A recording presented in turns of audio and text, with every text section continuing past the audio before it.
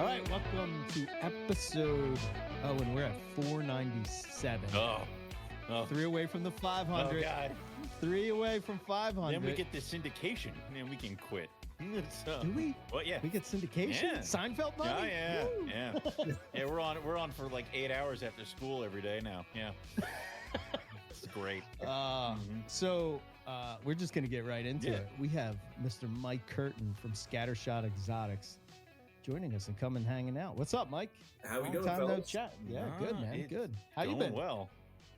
I've been living the dream. Like I've been great.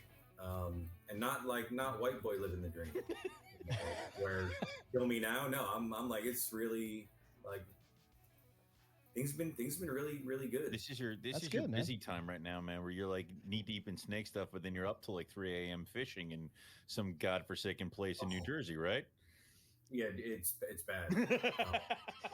You fish every day? Dude, it's a lot. Yeah. I get up, my wife knows if a nor'easter blows in, You're gone. She's not seeing me. If the tide's right, wind's right, I'm out. And I'll come home from work. I'll get home at 9-10 o'clock at night. I'll set my alarm for 1. I'll take a nap. I'll go out. I'll fish and fish till the sun comes up. Come home, take care of the boys' breakfast, bring them to school. Do it all over again, man. Wow. Mike doesn't need sleep. He's fueled off of catching fish. That's it. Oh, dude, it's Is it adrenaline. Is it relaxing? Is it No, it's the relaxing. food? Yeah. Okay. It's From what he describes, it's not relaxing at all. He's like, It doesn't sound like he has it to would be swim to a relaxing rock to in the me and middle you. of a lagoon. it's not relaxing. It's kind of like when I explain our herping trips to like the average person. They're like, "Wait, what? What are you When we doing? trek through This is the what you. desert and This look is for what you're doing on rattlesnakes." vacation." Yeah, I don't know what's wrong. We're walking through this gorge, and hopefully we don't step on a rattlesnake. Oh wait, 100-degre heat. Yeah, yeah, it's fine. So you do this? Why? I don't know. So many things we could talk about. Yes. I don't know. Where do you want to start? Just start one. Where do Pick you wanna one. Throw a dart Pick at the one. board. Go ahead, Owen. You go for it. All right. Come on. Mike, you've dipped into colubrids, which is craziness, and you've dipped into Crebo, which is more craziness. But then you have success with the Crebo, which is better than I got. You had was this your first clutch of Crebo this year? Yeah. Nuts. And you and I have talked a little bit about their diet and care, and you kind of have some interesting takes on what to do with them. So kind of want to talk about that first. All right. I've been in the dry mark on groups, since before I got them. Mm-hmm. And I started because I've always wanted them, and I've heard the horror stories. Oh yeah, they paint their cages, they're a mess, they're terrible. You don't want Crebos. Mm-hmm. And I kind of did. So started talking to some people, and just trying to get as much information as I could. Mm-hmm. You can only source so much online. So just talking to people that were already doing it. Mm-hmm. I wound up getting a long-term captive female from Guyana, from Lee Bobby.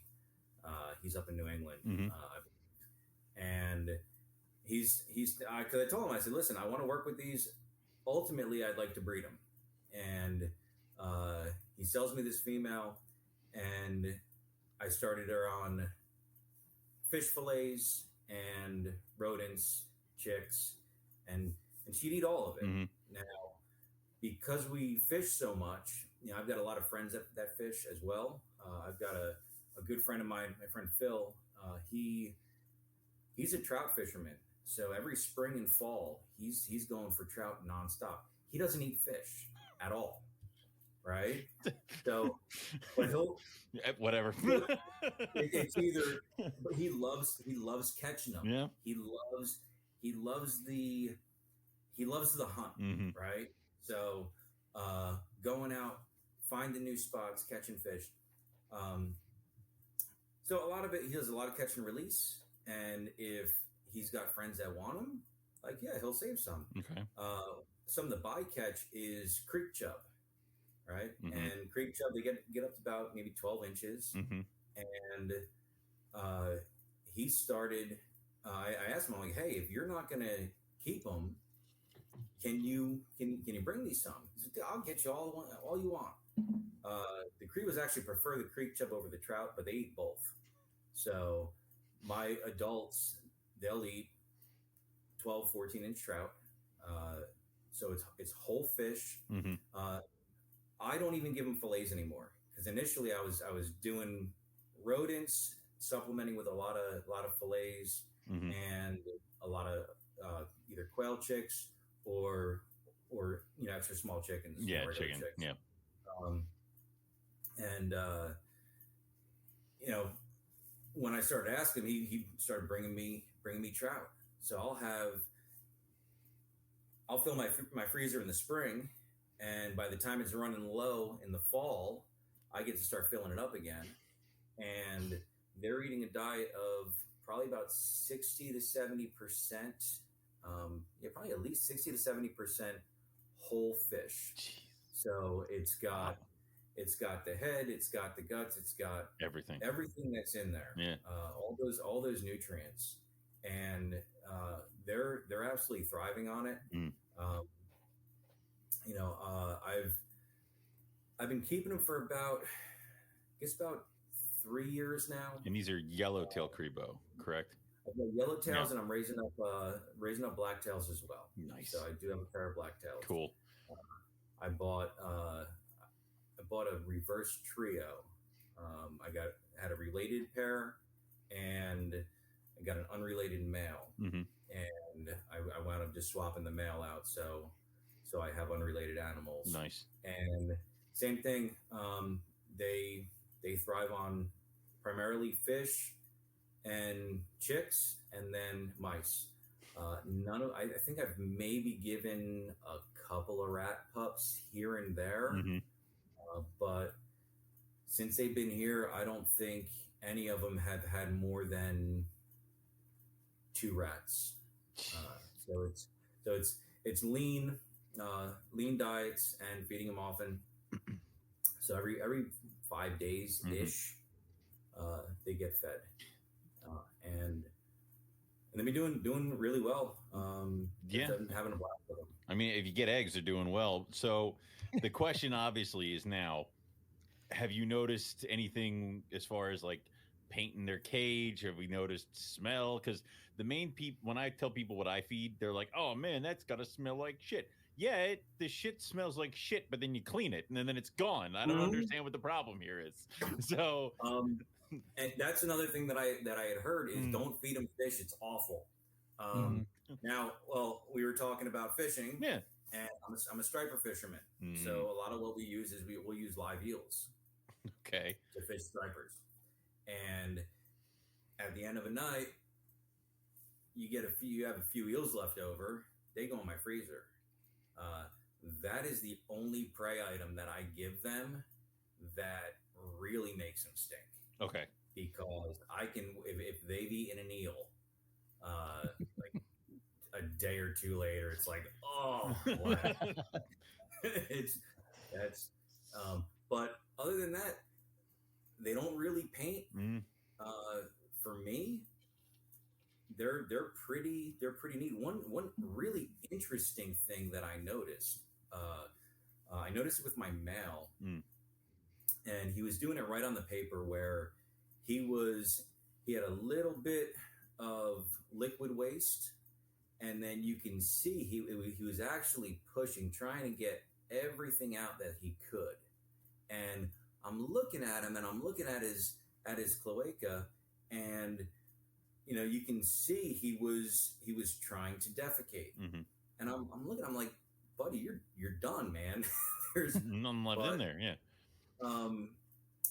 They watching, and this is something that I've been really enjoying, jumping into the Crebos, jumping into the rhino rats, getting back into the Mac lots, and now I get to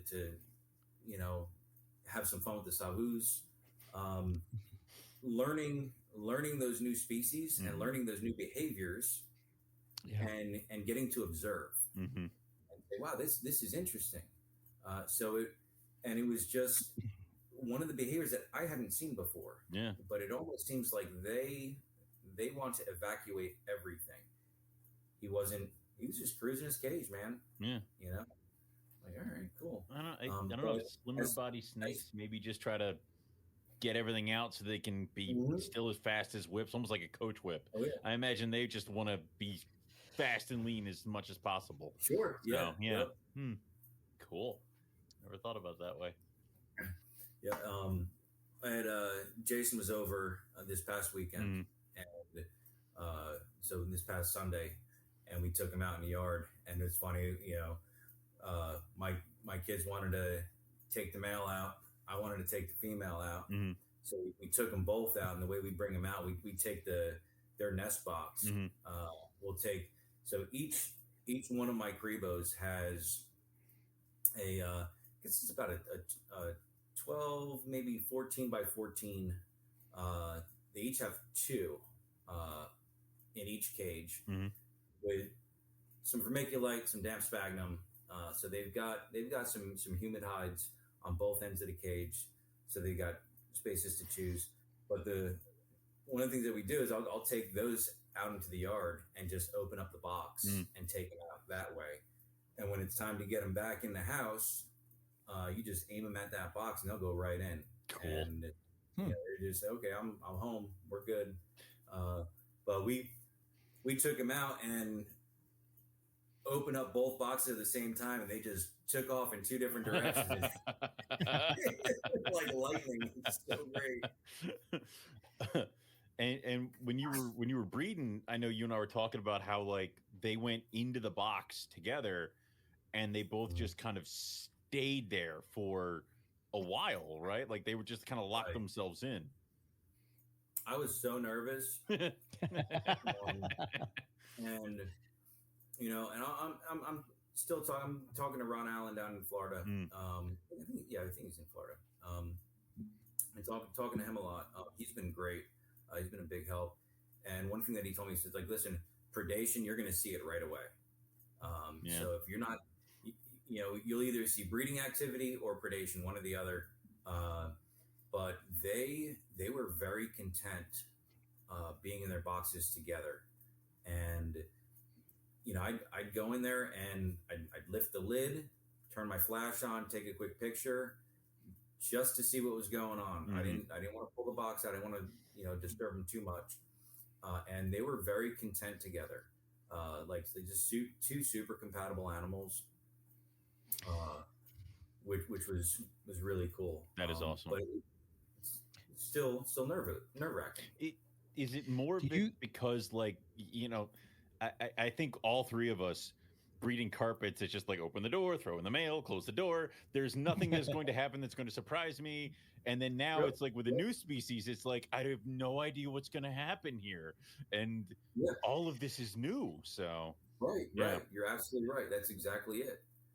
That's how I feel with the monitors. It's like I've never seen that before. Like even trying to like wrap your brain around trying to breed them is I'm finding that is very difficult because I'm so used to Python way that it I was going to ask you guys as far as like the breeding Crebo is part of it and the predation part. Do you think that like do Crebos go into, or maybe this is even not even accurate in how I'm thinking about this, but my thought would be like at a certain time of year, they're triggered to be in breeding mode, right? We all know our carpet pythons and now they're, males are the males are up and cruising and whatnot, Right. And it's not like cruising the cage. It's like specific, up like the they're glass. just, they're just trying to get out. It's like, if I keep going higher, somehow I'm going to get out. Yeah. She's around here someplace, right? Do you think that you have a window of time when it comes to a species like this that you're going to be able to introduce them and maybe learning when that time frame is based on, I'm sure that there's certain behavior cues that maybe you could, tune in on that you would know like, okay, maybe this is breeding mode, as opposed to, do you, like, do you think that they turn off of that predation mode when they're in breeding mode, or can it just flip back on at a whim? From what I've been told, yes, it'll flip right back on. Yeah. From what I have seen, they eat. they love to eat. Yeah. And so part of it, I know there's a lot of breeders out there, a lot of dry keepers that do feed snakes to their indigos and their Crebos. And I've given them some stillborn boas and a dead in the egg carpet. Okay. But that was the extent of snake feeding, and that was probably 2 years ago. I haven't given them any reptile prey for 2 years. That I don't know if that's a factor or not. It might be keeping them away from the association between snakes and food, right? They're used to getting what they get. They're used to getting fish, and they're used to getting chicks and mice. So, and I think, some of it, there is that window where they do want to breed, and their bodies know that it's breeding season. It's time. Everything's, things are starting to develop, and it's a matter of getting that window right. Yeah. Because I mean, I talked to Riley about his experience last year with his blacktails, and so that was really encouraging when I got to pair these up. Yeah. Oh god. Like you're putting them in. Yeah. It's Yeah. Yeah, for people that don't know, which I'm sure that you probably do. I think Riley talked about it. But yeah, Riley put his Crebos together, and that female, like, she got lit up. She got hurt pretty bad, and it's amazing how fast she recovered. Which is weird, dude. I found out that I had 2 male blonde Madagascar hogs this year because they tore each other apart. Like the one male who lost is just now finally healing up, and it's been several months. So snakes, especially colubrids, can do a lot of damage to each other in a very short amount of time. It's so it is scary doing that kind of stuff. And we were talking about that, Mike and I, when I was getting ready to pair my Chinese king rats, because it's like, do they cannibalize? Like, is that, why don't we just assume that they might? So, like, it's better to just err on that side of caution. So, that's what I'm hoping to tempt Mike with this year is Chinese king rats. So, which is super easy. Cool. Okay. Congrats on those eggs. Yeah, that's exciting. That's really exciting. Cool. So, how did you set up the eggs? Because you got eggs this year, which is you fertile eggs, which you're already 10 miles ahead of me. So, Jason had his son up. Fishing, right? So now I have been keeping an eye on this female, and I've been trying to palpate, and I'm not feeling anything. And I talked to Ron, and he says, he's like, well, either she didn't take, or she's got so many eggs that you just can't feel the separation. All right. So I'm like, all right, whatever. Okay. So Jason and Jack are over. We fished all night, and Sunday morning, I said, hey, actually we went fishing Sunday morning too. But so Sunday afternoon, it all runs together. Yeah. Sunday afternoon, I'm like, hey, I want you to check out this Crebo. Yeah. I don't know if she took. I don't know if she got anything in her, but I can't feel anything. And I reach in, I grab the box. I pick it. It feels kind of heavy, but not too snake heavy. And so I'm like, okay, they're probably not in there together. I pull the box out, and it's an empty box, but it's got 20 eggs in it. It's like, wow, you're not palpating any of my snakes. I guess we're not doing this. So I grabbed some sim containers, and I put vermiculite. I dampened it just to the point where it barely clumped. Okay. And so I've got about, I don't know, 2 inches of slightly damp vermiculite, and I put the eggs on top of it. Mm-hmm. I didn't bury them. I put them right on top, put the lid on, and they're on a shelf. They fluctuate between 75 and 77 degrees. Sometimes they'll spike a little bit higher, closer to 78. Mm-hmm. Sometimes they'll drop into the, mid 74, 74, 5, 74, 6, somewhere around there. And they all look great. They're doing fantastic. So we're see, that was, you gotta be getting close, right? No, that was the first week in April. Oh, never mind. So I'm about halfway. Never mind. It's jeez, about halfway, which is we're it was first week in April, I think. So just about 60 days in, close to it. Which so about halfway. But they're doing great. That's cool. So you can't see really any condensation inside the box. There's very, very little bit of fog. Mm-hmm. Nice. And to touch the eggs, they're plump, but not huge. And that's another thing. It's like, well, you set them too wet, and they'll take on so much moisture, you'll explode them. Right. They'll rupture. And they have that cool outer shell that's almost like crystal and stuff like that. It's like rough. It's weird. It's sandpaper, yeah. It's so cool.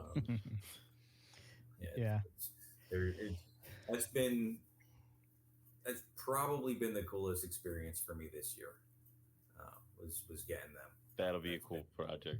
Really, really exciting. Yeah, those would be cool to get going too. And then of course you this will roll right into the next one. You beat me to Macklot's pythons very quickly and easily and effectively as well. So I did. Yeah. Sorry, not sorry. No, I know.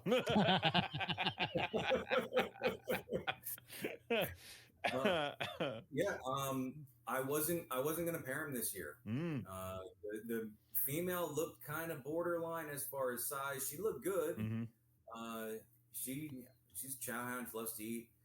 The male substantially smaller, mm-hmm. and he refused a meal and was kind of cruising a little bit, and I'm like, you're little, man. You sure you want to do this, buddy? I'm like, you're little. Like, is this for real? I pulled him out, and sure enough, I checked for sperm, and he was producing sperm. I rolled the vent, and I got good sperm out of both hemipene. I'm like, all right, well, guess you're going in. Good luck. And they he got it done. I saw a little bit of interest early on, mm-hmm. but not what I had expected. And then it was actually a little bit later on where she was getting close to ovulating, mm-hmm. that he got really interested, really started actively courting her, actively spurring her, witnessed a couple of real good locks. But at the same time, they were very similar to the Crebos insofar as they spent a lot of time in that nest box together. Right. Where there was no conflict at all. Mm-hmm. They were both really compatible, really comfortable with each other, and spent a lot of time in that box together. So I'm like, well, dude, you're hanging out together. Cool. Yeah. I'm gonna let it ride and see where it goes. But she started leaving her eggs a little bit more than I was comfortable with, especially because I was going to do MI with her. Okay. And when I would come in the room to do work in here, she'd come off, and she was typically coming off for maybe a half an hour a day, mm-hmm. Right around late morning, around noon. She'd come out, she'd bath, she'd go back to the eggs.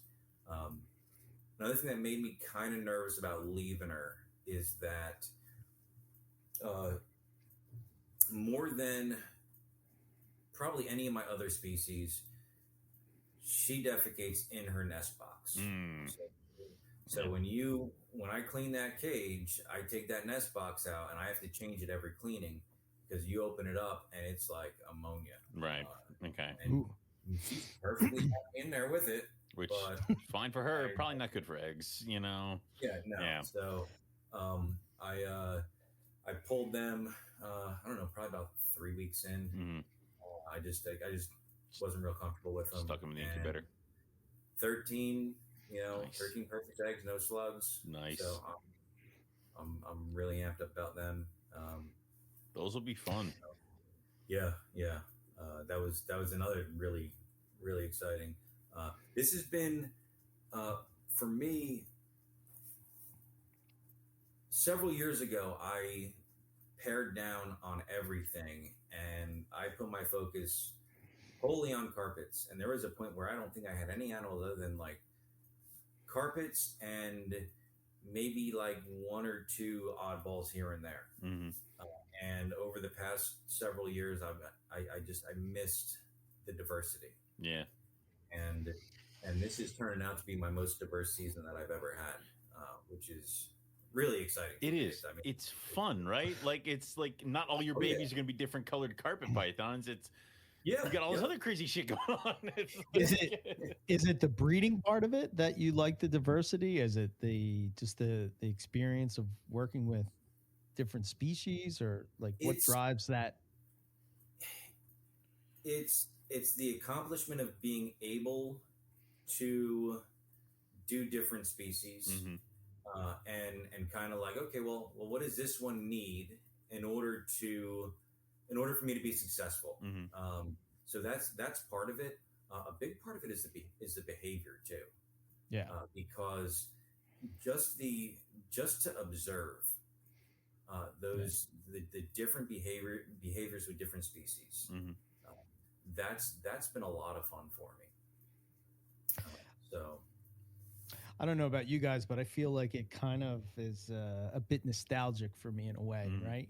Like when you're first getting into reptiles, at least for me, it was sort of a Noah's Ark type of thing. Like, you would go to the reptile show or the pet shop and you're like, oh my God, this species is cool. I'll grab it. Yeah. With this, Yeah. Well, maybe that's not necessarily the best thing to do, I mean, especially not starting out. Like, it's like, yeah. I just find though that there was just I don't know if it made it feel more like your own personal zoo like I don't know. I don't know how to put it in words, but I understand what you're curating saying. my own personal reptile collection. Yeah. My first Maclots python I got probably back in 95-ish. Okay. And it was a friend of mine had found it in a pet store labeled as a water python. And he's like, this isn't a water, it's a Maclots python. And it had probably about 3 or 4 cycles worth of stuck shed on it. And it was just, so, and some of those spots never fully recovered, but she was absolutely awesome. And I only had the one. I never tried to breed, never thought about breeding back then. And when I moved out of my parents' home, I wound up selling her, and I didn't have Maclots after that. And but there was always like a place in my heart for them where I've always like wanted to get back into them, but just never really did. And a few years ago, I finally said, yeah.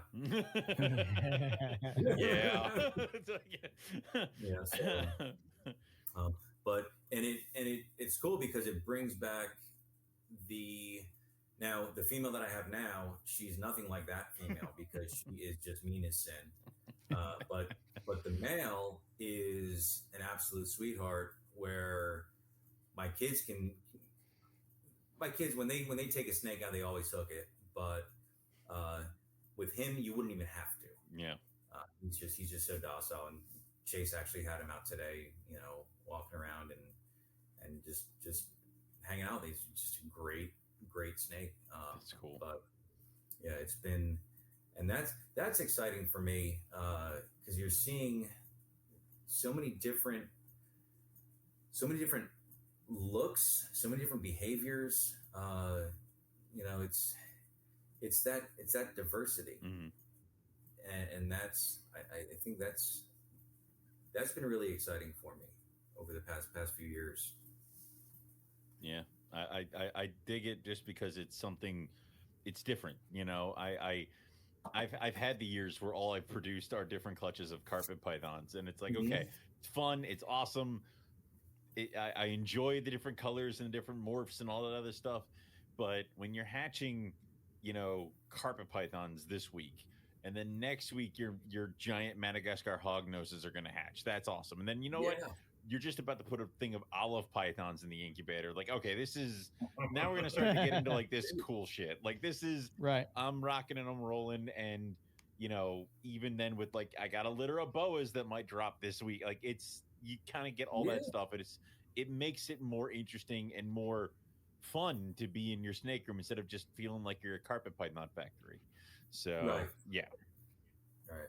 And that's one of the ways, because it can, even when it doesn't matter how successful you are at this, it can get kind of monotonous when you're seeing.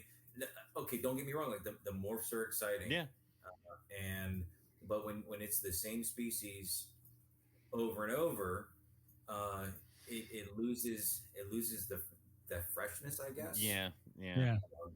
So Well, I think, at least for me, part of the whole fun of learning a species is the research that goes behind learning the species, and then once you've sort of gathered enough information that you feel that you can take care of it, and then you start working with them, and you just notice these behaviors, and it's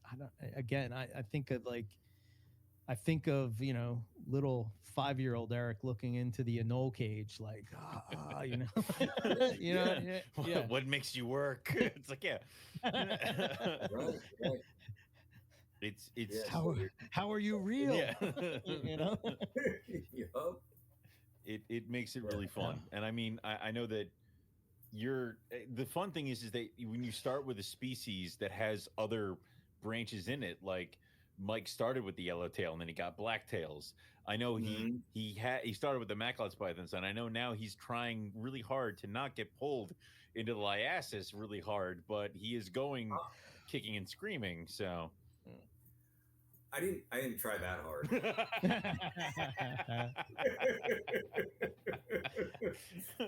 So you sent me a text, and I'm like, 24 hours later. well, you were like, I'm looking for Cephus. Found one. Send it. Damn it. Like, it was just it was the text message you sent me where it's like, we can't be friends anymore. And I'm like, wait, why? And it's like, why. It's like, oh. But yeah, so Mike dove into Cephus pythons, which I know I tried and failed I hard, tried. but you tried, and now Mike's giving them a shot. So how do you like the Cephus so far? I like them. Okay. I like them. Mm. I like nippy snakes, right? I like snakes with some attitude. I like it. What is the one thing that has been frustrating, and I'm actually about to, I've got them quarantined up in the bedroom.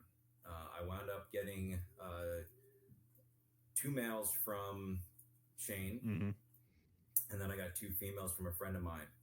And I actually lost one of the females. She just, I tried feeding her twice, and she struck, just pissed off and stressed, and it's like, okay, well, we'll just walk away and give you. And checked on her one night, and she was dead. That sucks. It was like two weeks in. Wow. Like, what in the world just like what happened? So I call him. He's a good friend. He's a great guy. And He's like, well, I have no idea. Like, I'll take care of you. So he'll take care of me. I know, which I'm not super concerned. But one thing that I've noticed, and Shane even told me, Shane Adamson, he even told me, he said, hey, this one male, he'll get so fired up that he'll forget all about the food and he just wants to kill you. Oh, good. Yeah. Okay.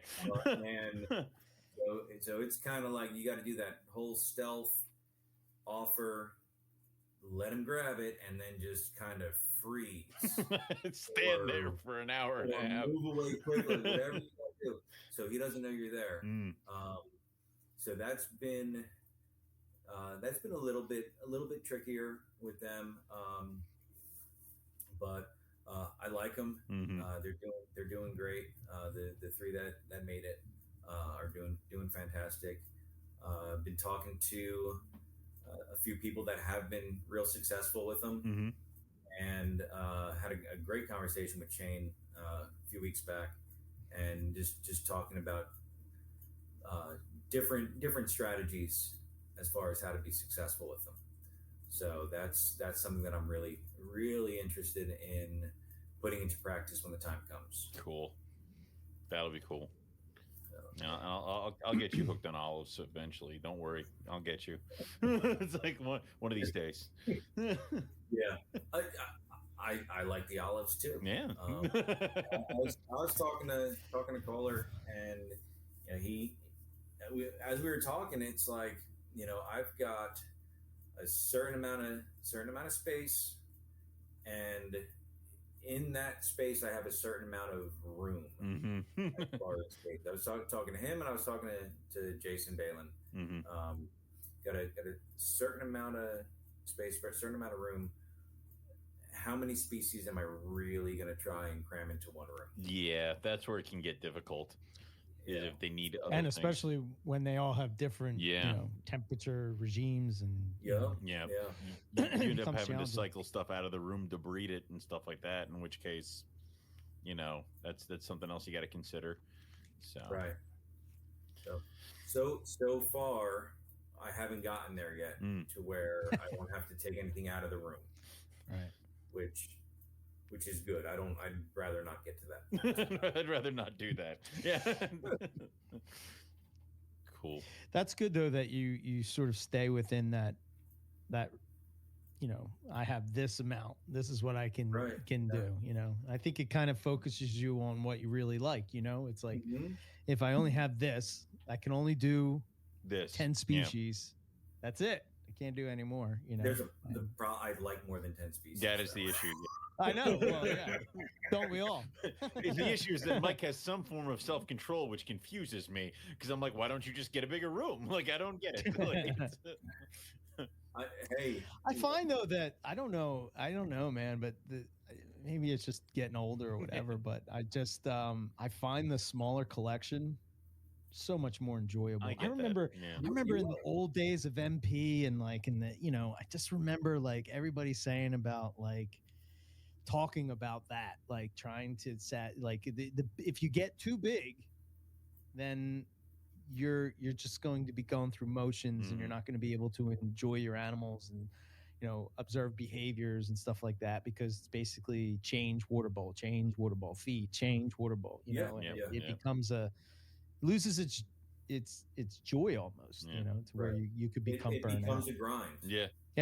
It becomes a grind, and that's kind of, I don't know. I think that's the tension that a lot of us face. Is how do we work with all the animals we want to work with and still keep it enjoyable to where it's not overwhelming. Right. Yeah. An interesting thing that came for me, I have a it's like one of those medium-sized exoterrors that I have upstairs that I have a small diamond python in. And something that I observed with this diamond python that I would never have seen in my snake room, just because I wouldn't have been in there other than to work with the animals as far as feeding them or breeding them or, cleaning them. Right. But I would feed the diamond python, and for 3 nights Now, I've done this 4 times, and it's happened all 4 times. So for 3 nights, that snake will be out in that ambush position, but it will move from one spot of the cage to another spot of the cage to another spot of the cage. And it started to get me thinking, and the wheels turning or whatever, that, you know, there's that study about Burmese pythons to where they did it, where they're basically their whole systems, like, you know, when they're not feeding and they're in that mode, their organs and everything sort of shrink down, and you're not sending, you know, energy to that to keep them going, and also, which is why they can go so long without food.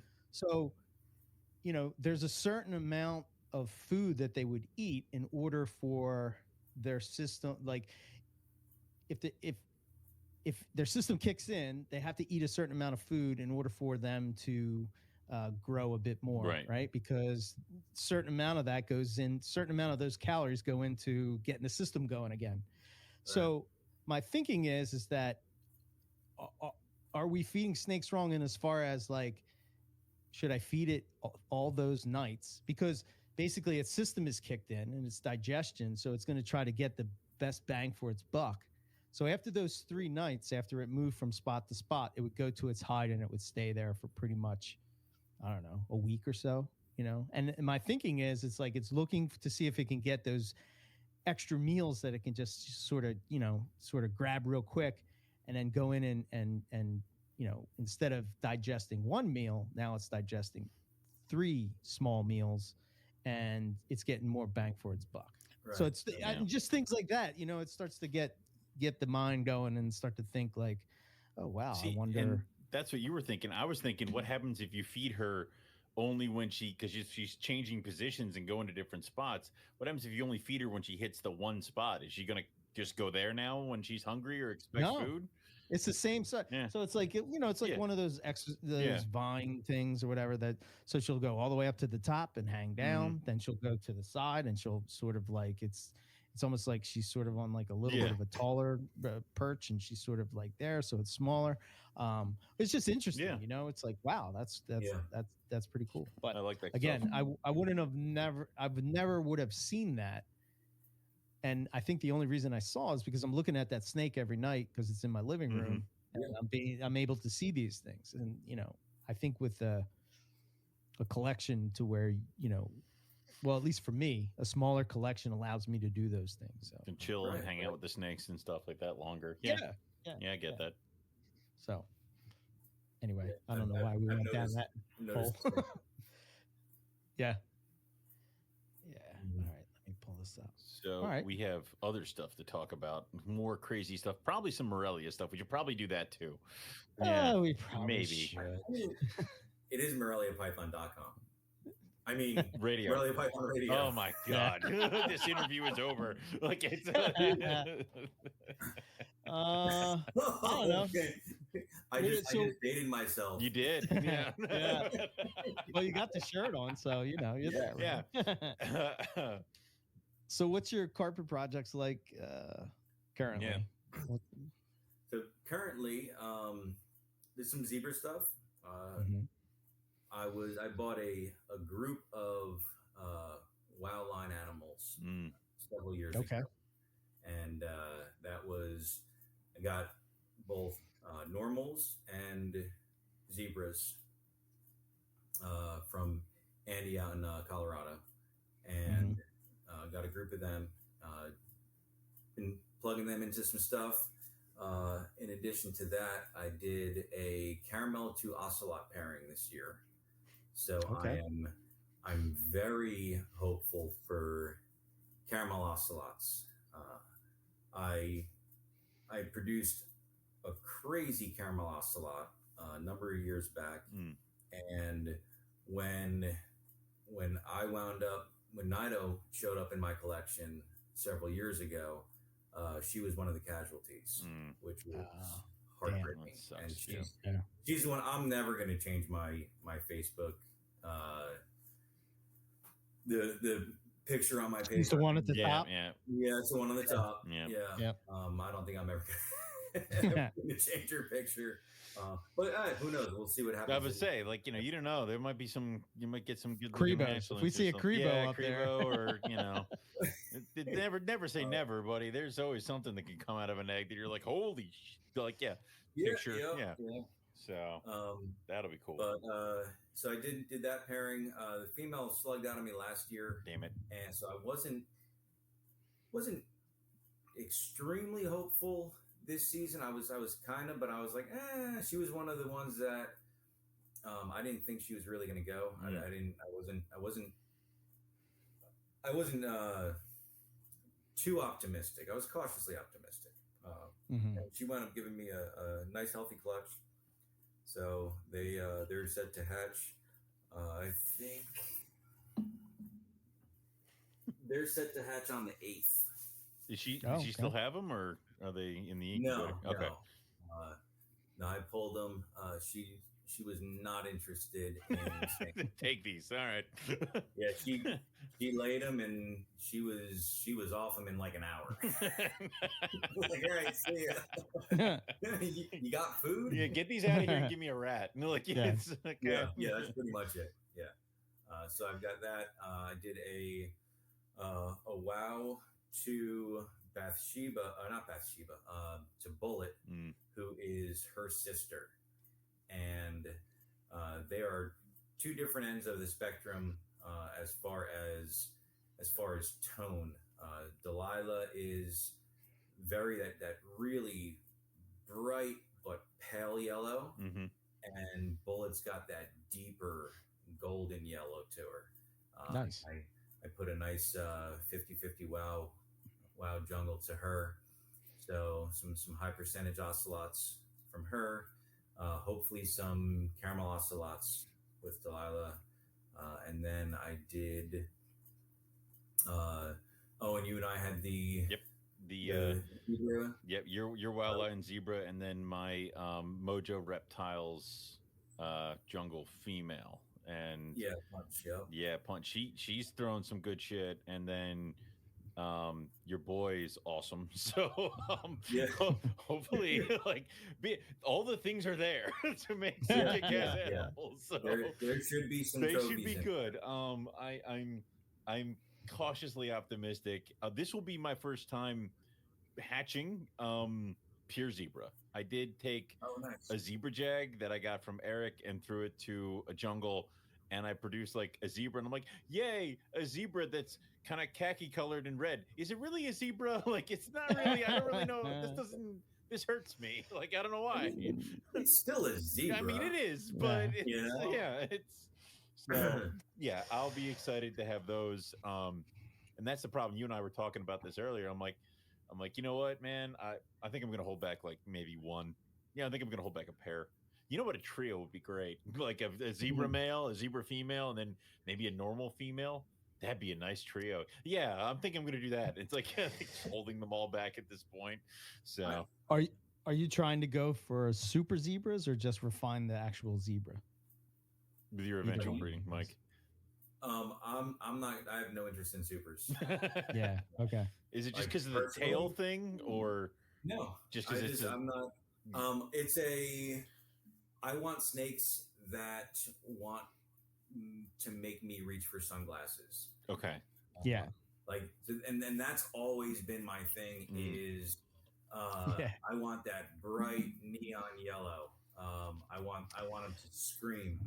And with the super zebras, just because of the way the genetics works, you don't have that neon. If it was a solid neon yellow snake, absolutely, but that's just not how it works. Right, it kind of gets diluted a little bit. It's kind of like a So I'm not interested in them. I'm interested in just screaming zebras.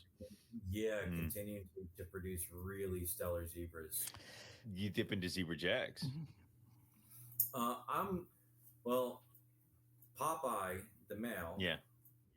Popeye's holdback son from last season. He should be ready. He's almost 400 grams, dude. Nice. Right. So he should be ready this season, and I'm probably going to put him to bullet. So it would be ocelot, zebra, jags. Jag. Yeah. Nice. I think Bill Stiegel produced one of those. Yes. And that animal is smoking. Yeah. I don't know if he still has it. I wonder. Crazy. That animal is phenomenal. Yeah. Absolutely. Here's a crazy question. So, just for the listeners, right, that might not know, or new listeners in the carpets or whatever, is so I think back maybe 2009, 2000, somewhere between 2009, 2007. I'm walking around Hamburg, and there's this guy, Mike Curtin, who I've heard the name, but never like actually spoke to him. And like looking at the animals on your table was like, to your point, it hurts my sunglasses. Eyes. You know, it's like, holy shit. Well, I suck.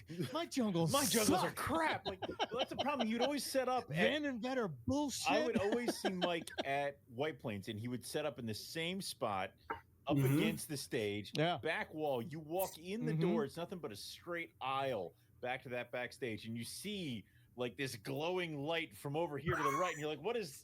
Oh my God. And he's got a tower set up with all these jungles and all these ocelots. And you're like, oh my God, these are awesome. And he has little NF and not for sale. Single one. And he's like, no. You can look at these. You can't have these. These are mine. Like, and it was just, I was just tortured. And it was great because you could see him from the entrance. Yeah.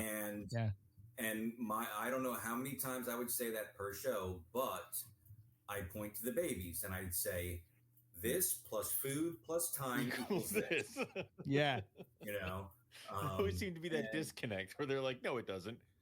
No, it can. How can that turn into These that? are its parents. Like, this is... Yep. That's cool. Yep. Yeah.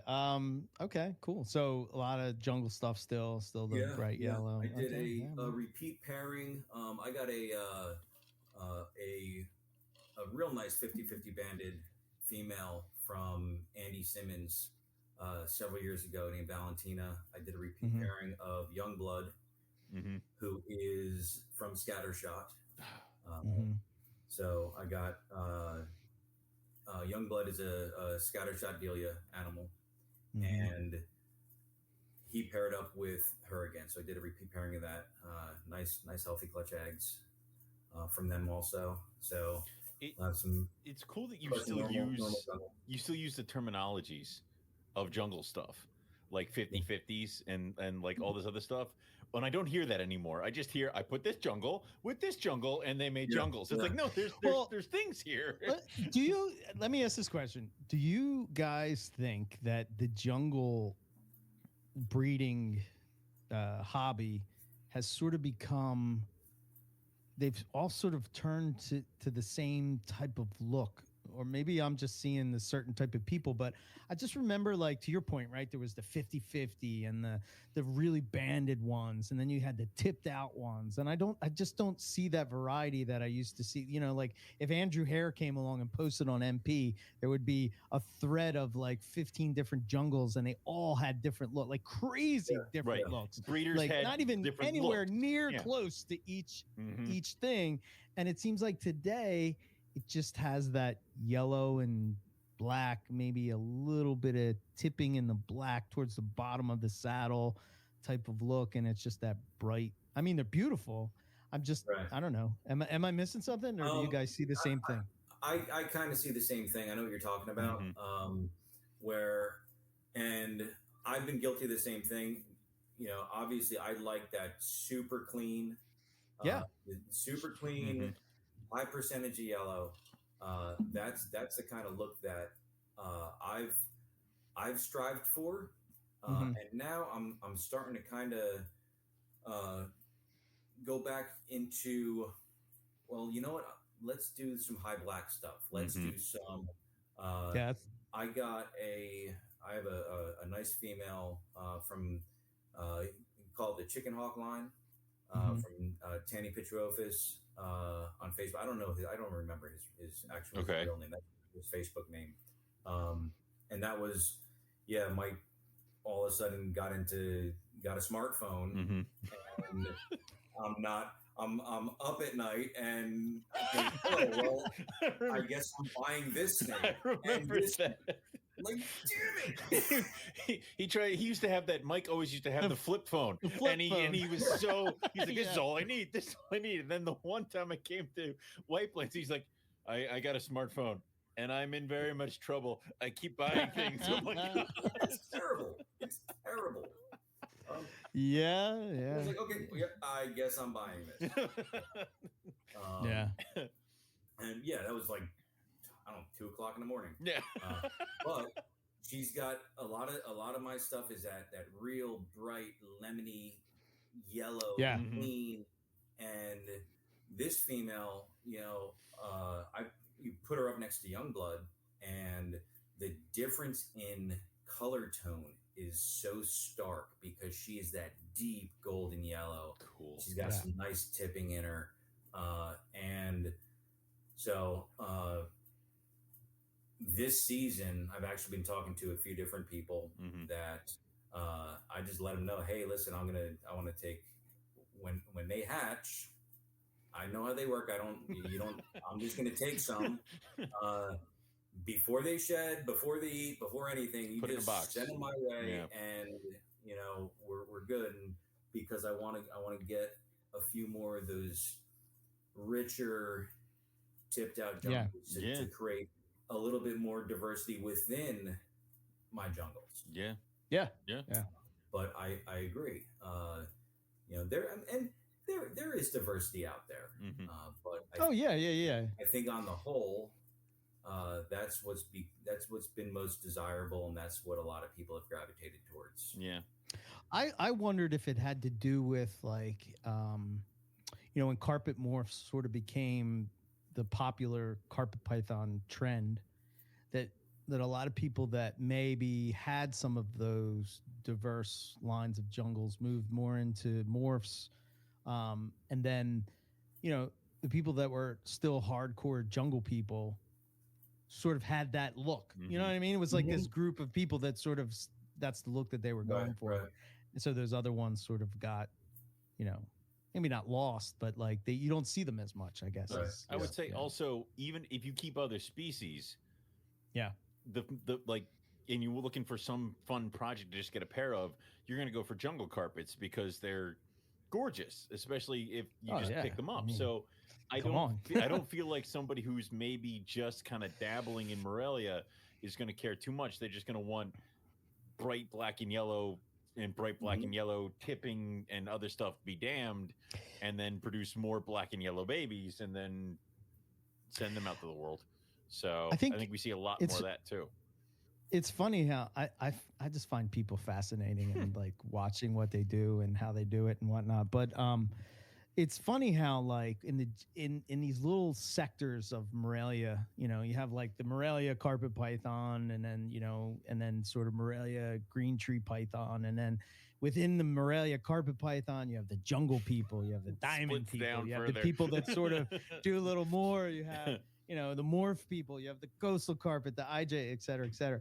But like, I find how like, I think the jungle, I used to not agree with this, but I think the jungle group has it right. They don't really give a shit so much about purity. They're just looking to make a nice snake. You know what I mean? It's kind of like, I'm all for, I was talking to Rob about this the other day, and I was like, I'm sort of torn on this whole pure thing anymore, because I don't know. I used to be like so intense about it because you want the species that you want, I don't know. It's like, I don't want a Squire strat. I want a Fender strat, I don't want an Epiphone. I want a Les Paul, that kind of thing. And I don't know. Like, it just seems that the jungle group is just like, there's undocumented animal. There's a question mark somewhere in there. It's whatever. Whatever. Right. Look at this thing, man. It screams. Like, what more do you want? And maybe that's the right way to do it. In certain aspects. I don't know. I think here's the thing. I think as long as you're honest in representation, sure. I think that's where it's at. I think we as as veteran keepers, Yeah. you know, could probably be a little bit more vocal in coming along. You know, how many times do we see a pairing where I've got these jungles available? Mama's a jungle, Dad's a jungle jag. These are the jags I have for sale. These are the jungles I have for sale. If it's not a jag, it must be a jungle. Right. And then yeah. And it's silence. Yeah. And when you step in, sometimes you got to step in and say, well, listen, like if it was a jag pairing, it has to have some percentage of coastal. We know that 100%. Yeah. So this is not a jungle. This is a cross, 100%, no matter how you slice it. Right. And I think that's where it gets a little bit more difficult. I mean, because let's face it, jungles out of all the Morelia, jungles are the best. Right? I can't say that. I mean, I can't do that. I can't. They just are. So you can't treat a jungle to anything and have it come out less yellow. It's so powerful an animal, you know. I choose not to answer. So what I'm saying is, like, once you breed jungles into anything else, all right. So you breed jungles into those jags, and most of the offspring, they're gonna have that jungle look. Right? So that's a lot of times that makes it a little bit more difficult. Yeah. Where people that are just not educated, they think they're representing accurately because they're conflating genetics and subspecies. Yeah. Carpets are tricky because of that, right? You know, I mean, there's the subspecies, the morphs, the crosses, you know, all these type of things. And, you know, I'm not saying that I'm not into having pure animals, and I do like the lineage, not because I want to. For me, it was always about I just like the history of it, you know, and like I can look at a pedigree and I can say, oh shit, I remember that animal, you know what I mean, and I remember that person that bred that, and I remember, oh yeah. So it's kind of like this is a little bit of that for me for it, and I think I don't know, I don't know, I just feel like. I mean, what would happen if tomorrow the complete Carpet Python Part 2 comes out and they just sort of say jungles, coastals, and Darwins are all the same thing? So we riot. I guess my point is I still think that people would keep them separate. Yeah. But I wonder if it would be as crazy as, you know. Well, what is that, like all those integrades that like have really nice stripes, like there's a jungle stripe project now. Like I don't know how much of a difference it would make. I don't. You know, so think about it. You're a locale guy. Yeah. Right. So those locales aren't going to change. Nope. No. They're still the same. But here's the other part of that locality, and we were sort of talking about this earlier, is like eventually at what point do we have to outcross those things? So to me, it's like, would I rather have carpet pythons or have nothing, you know? And the reality is probably more than likely we're at no point soon is Australia going to open its doors to exportation. So what do? We're sort of in this spot where it's like we have what we have. Now let's try to preserve it, which to me has always been the debate of why you would want to keep things pure.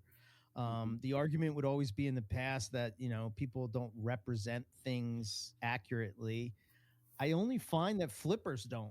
I don't know anybody, and maybe it's just I'm not on Facebook and social media as much as I once was, because to the point I was going to say to you earlier, Mike, was like, I'm just tired of arguing with people, you know? And I think a lot of the more veteran keepers are in that boat. It's just like, I'm not arguing. So then we become this silent, and these false things get tossed around, and I will admit it's a little frustrating doing this podcast for 11 years now, and people like, how do you breed carpet pythons? People, like, oh, I can't find the information, and it's like, what the hell, all right man? there, Like, man. I mean, what? Listen as you drive to work, or Yeah, I mean, yeah. like, I don't know. When we look at where we started, Mm-hmm. and where we are now, Yeah. I think it's a sword that cuts both ways. Yeah. Because there is so much information out there. Yes. And at the same time, there's a lot of people with a little bit of information. Mm-hmm. Yeah. And a lot of recognition. Right. Mm-hmm. So a little bit of information and big followings where you're not getting there's not as much accurate information being disseminated, and I think people are not quite as quick to look. Right. Yeah. Back in the day, like, you had to work for that information. Yeah. You had to work for it. You had to call people. You had to, Yep. Because you would hit a brick wall, right? Yeah. Something would not work. Yeah. I paired my first carpet pairing. I put up on mp.com, and it was, I had, originally I was pairing two jungles, Delia and a male named Sunshine. Sunshine was not friendly. So I paired these two animals, and was it Sunshine? I think it was Sunshine. Anyway, I paired these two animals, they two jungles, and no interest whatsoever. Really? Fine. At the same time, my 50-50 jungle jag, Papillon, went off feed. He stopped eating. And I'm like, he's 18 months old, not eating. Let's see. Give him a shot. Yeah. If this works. I put him in there, and he's locked up with her in a heartbeat. I put some pictures up, and one of the first replies was Nick Mutton, like, saying, what if there's no Jags? Like, then is it, can you guarantee that the likelihood that there would be no jaguars. Right. Right. Unless that jungle got the job done before right. my jungle jag. Or if the jungle jag crap, if I completely crap the odds. Nick fires from the hip, and then we're all like, "Oh God!" Like, what do we do? Here's the thing. Now the point of this is, I had never thought about that before, because I was new to breeding, and I didn't know what was going into the. I mean, I knew it was coastal jungle to jungle, and they were going to be crosses. I knew that, right? But Nick's point was, how do you represent these animals if there are no Jags? Can you still with 100% represent them as pure jungles? Yeah. What about the possibility of dual paternity? Yeah. And it was voices like that back in the day we had to listen to. Yeah. We didn't have to, but they were there, and if you wanted to be part of what we had, you kind of needed to pay attention. Yeah. And that's a good question too, because I didn't think about dual paternity, because obviously if the Jags sired the clutch, the likelihood that there would be no Jags while small is still there, but dual paternity, that cuts that percentage down even further. It's like, yeesh. Correct. All right. Yeah. So, but we needed, so back in the day, because the community was so much smaller and so much more tight knit, we were hearing those voices, and we had to listen. We had to pay attention. Now there's a ton of information out there, but it's kind of easy to ignore some of those voices. Yeah. Right. You follow what I'm saying? Yeah. 100%. And that's why, and you know, that's why it's easy for you. Well, I want that information. You know, in the social media age, we're so used to just getting it immediately. Yeah. And that wound up being a long conversation. Mm-hmm. Yeah. Yeah. It's funny you brought that up, because when I started to do morph stuff and started getting stuff from Paul Harris, that's one of the things that Nick would talk to me about. He's like, you should be careful with breeding these things and make sure that you're not, mixing it up. Don't cycle because boys this through. one isn't breeding it. It's like you can cycle them to different females, but don't cycle different males to the one female, unless it's going to be like if you're just breeding inland carpet pythons. Okay, you're just not going to know which one is the sire, but it's really not going to make a difference as opposed to breeding a granite caramel anything with jag. a morph. It's like what's going to happen here. Yeah. So Right. Yeah, that's a good point. Yeah. I'm not sure I understand. Siri's talking to me. Oh. Okay. So what's your? I guess we can lead into the Jag and the neuro component shaping future projects. What's your thought on that? Because you've done Jags for a while. Yeah. I've been doing Jags for quite a while. And what we were talking about earlier, I feel, what I've seen is, in many cases, the crazier the specimen, the more likely it is to have those neuro components. I'm not getting out of Jags. I'm always going to have, a couple. Like the Ocelot project. That's my baby. Yeah. Now it'd be weird if you were like, and I'm announcing now that I'm never doing ocelots or Jags anymore. Yeah. Like, what just happened? What just happened on the show? But I'm retiring. It's not going to be. It's not going to be a cornerstone anymore. Right. I don't. Because while I will continue to do those pairings, you might see some years where I'm not going to do any Jags this year. Yeah. And it's hard for me because of the neuro component, and they all have them to one extent or another. That occasional baby that's just really messed up, really kind of twisting around and what have you. That's what is hard to see.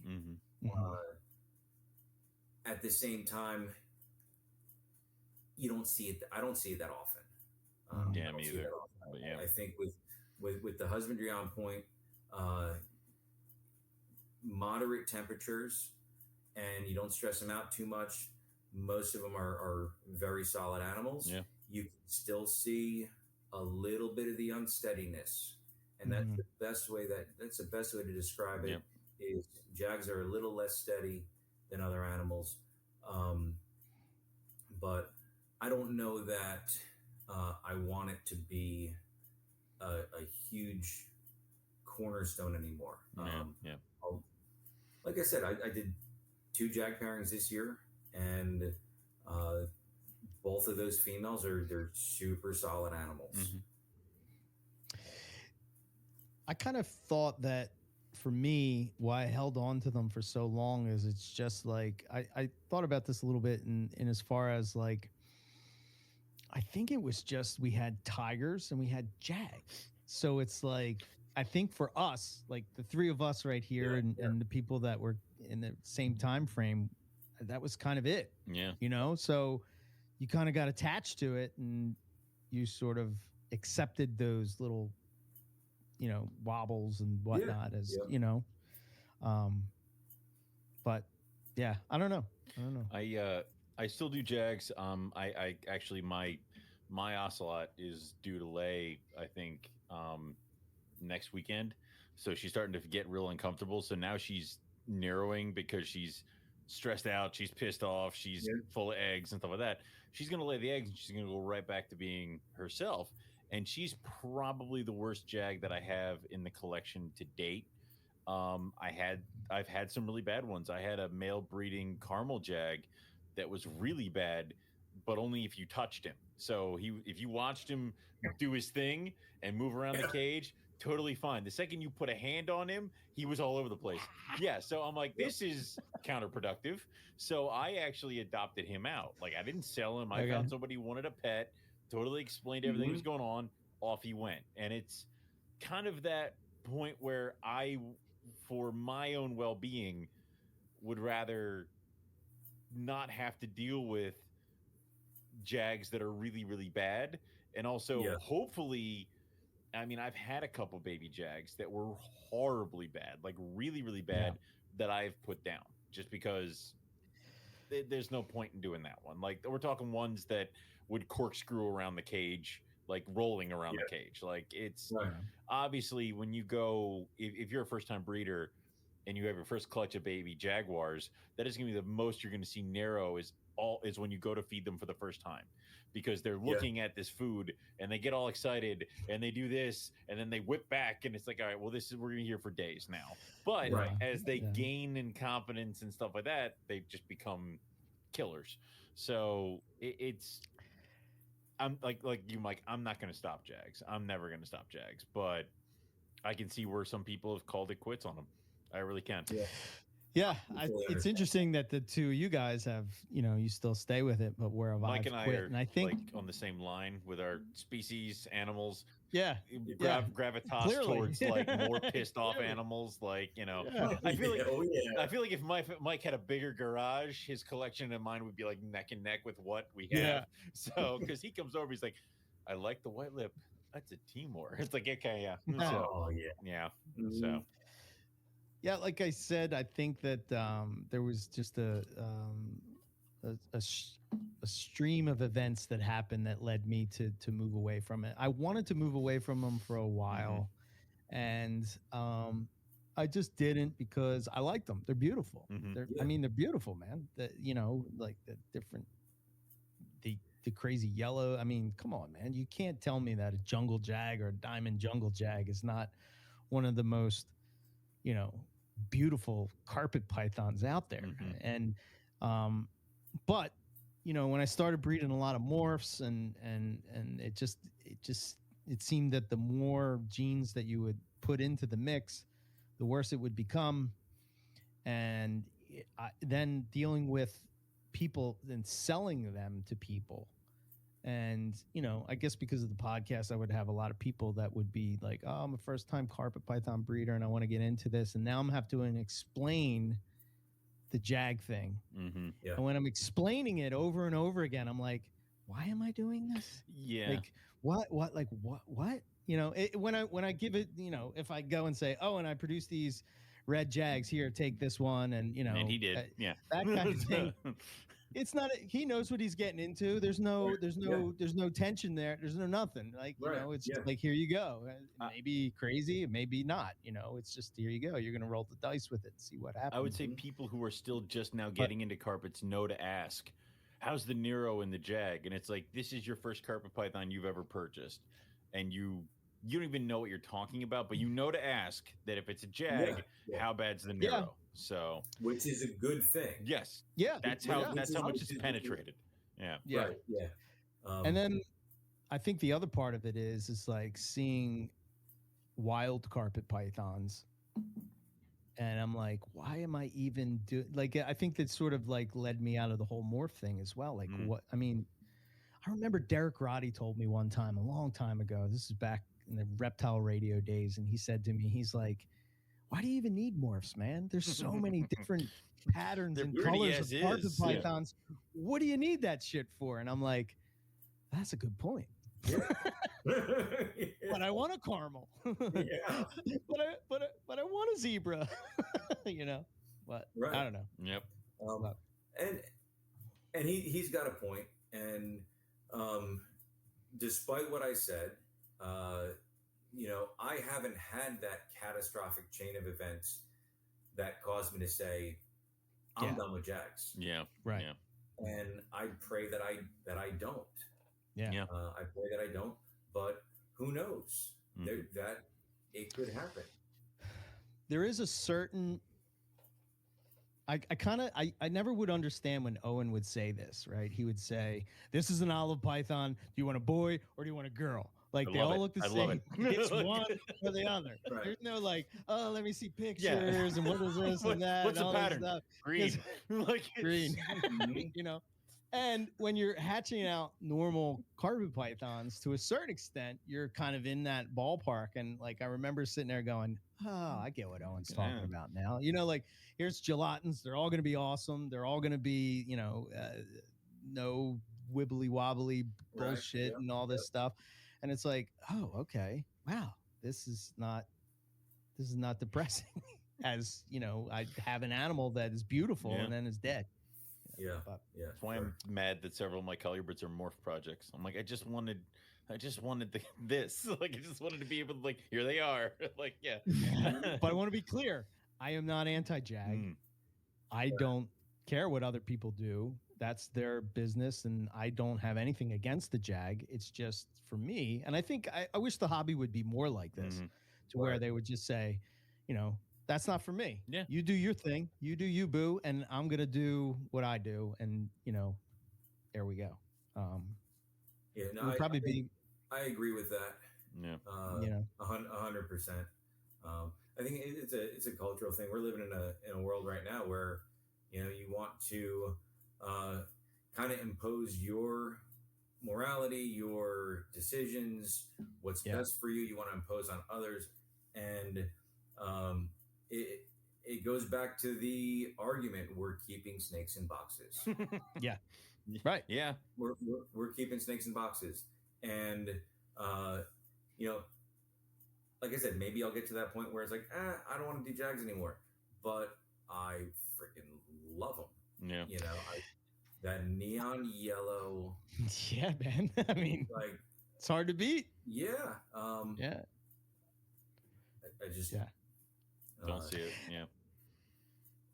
And probably for the two of you guys, like you have specific projects that are based around that gene. Whereas I didn't necessarily had a specific project based around the gene. It was more or less like my approach was, I guess it was more of a ball python type of approach, where it's like, and to a certain extent, I think we had to go through those lessons because we had to see what would come out. Right. It's like, okay, let's combine all these genes and see what happens. And then I think we just retracted a lot quicker than, say, the ball python world. Because I remember walking around Tinley Park and, all the ball pythons look like these almost pale white to sort of like ivory to kind of khaki patternless. What is this? Who knows? There's just so many genes in it now. And I think that a lot of those ball python people sort of said, well, okay, this isn't cool, so let's take this one out and see what happens. And, so it's not 15 genes in a snake now. Maybe it's 4, 3, that kind of thing. So, and you still have to, keep in mind that with you and the Jags, you were adding multiple genes. Yeah. And the results were the more genes you added, the less stable that animal became. Right. 100%. With me, my focus really hasn't changed for over a decade. Right. Which makes me sound old. But like my focus has been ocelot jungle Jags and getting them as bright and glowing as possible. Right. The only thing that is kind of changed, and it's not even really a change, it's just getting the highest expression animals you can find, separating out the ocelot gene from the Jag gene, and figuring out how that was working. And that was where my focus has always been. It's never been adding a bunch of other genes to it. I added caramel to it, and this upcoming season I look to add zebra to it, and that's about it. Yeah, I mean, it was probably right. That's good. Yeah, Owen, I think your main Jag thing is caramel Jags, right? I was going through it in my head when we were talking. I'm like, I have 3 caramel Jags, 2 supers, Shit. No, 4 caramel Jags. So it's, I don't know what you think, Mike, but I don't think Owen gets enough credit for his Owen caramel doesn't show stuff. off his caramels that much. No, he doesn't. So- He doesn't. I don't think he gets enough credit for that. And I think last week he thought I was taking a shot at him. Was it on Carpets and Coffee or I don't something? And remember. I had to sort of line it up in a way Yeah. that made it sound like I was. But what I was trying to get at is that like Owen's like this silent assassin dude where he like, you know, I find it, again, it's interesting just how the two of us are different and how we approach things. And that's why I kind of like our dynamic together, is that like he doesn't really go into details of like how he's breeding these things, but like he's like, I got another clutch of hognose snakes, you know, like Matty Hogs, and it's just like, oh yeah, no big deal, bro, you know, no problem. Oh look, another clutch of them. Oh, I just, you know, it's like, accidentally dialed into those. I think, yeah, And see then- what I mean?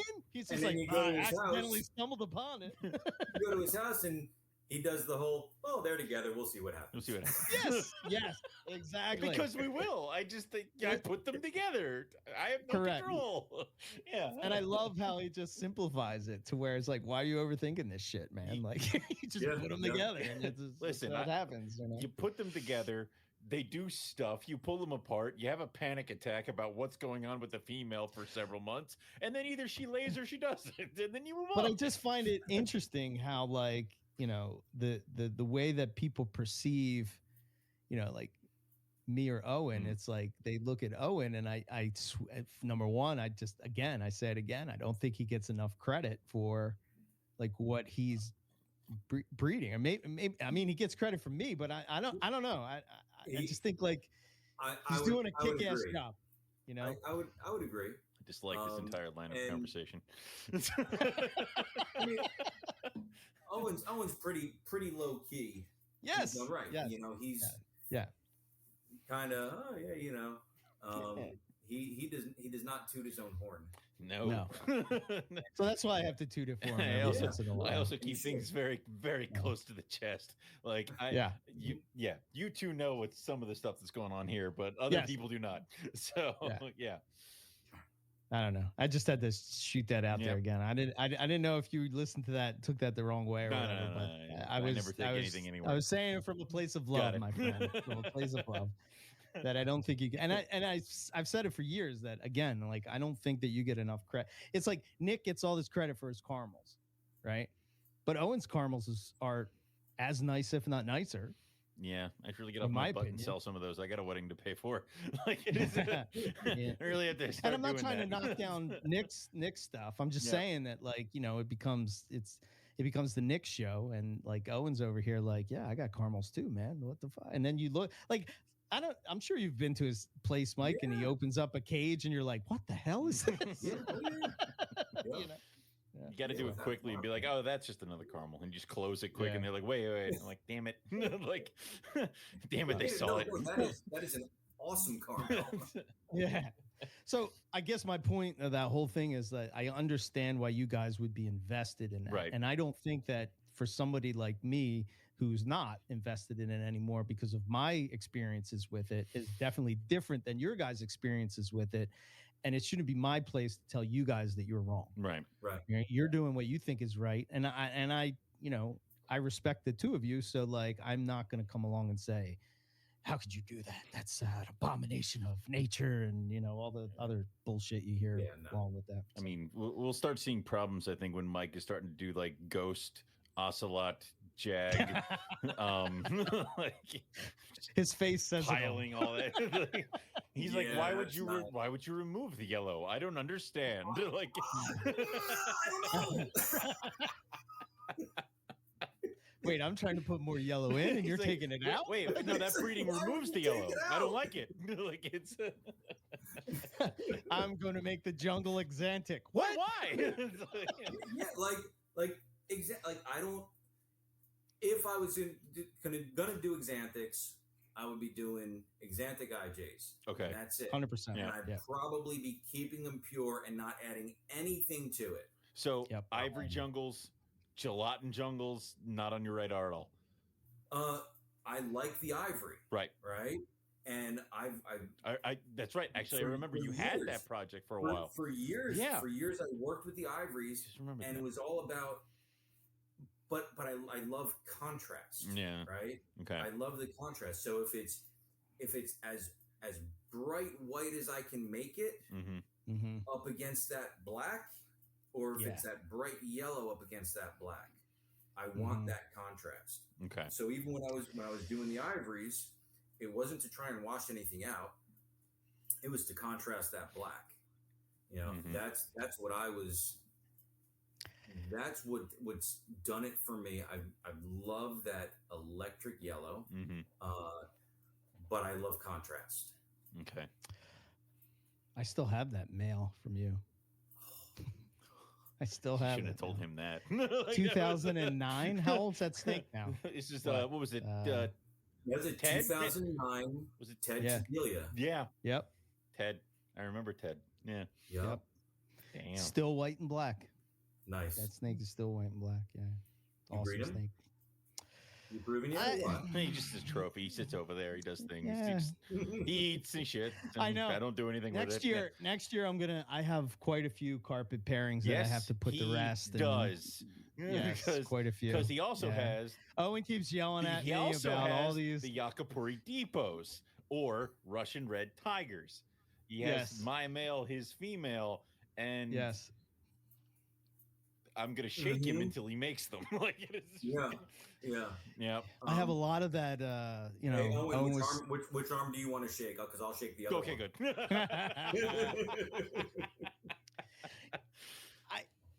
That was the most heartbreaking casualty of nidovirus. Yeah, it was. Was when I lost my Russian.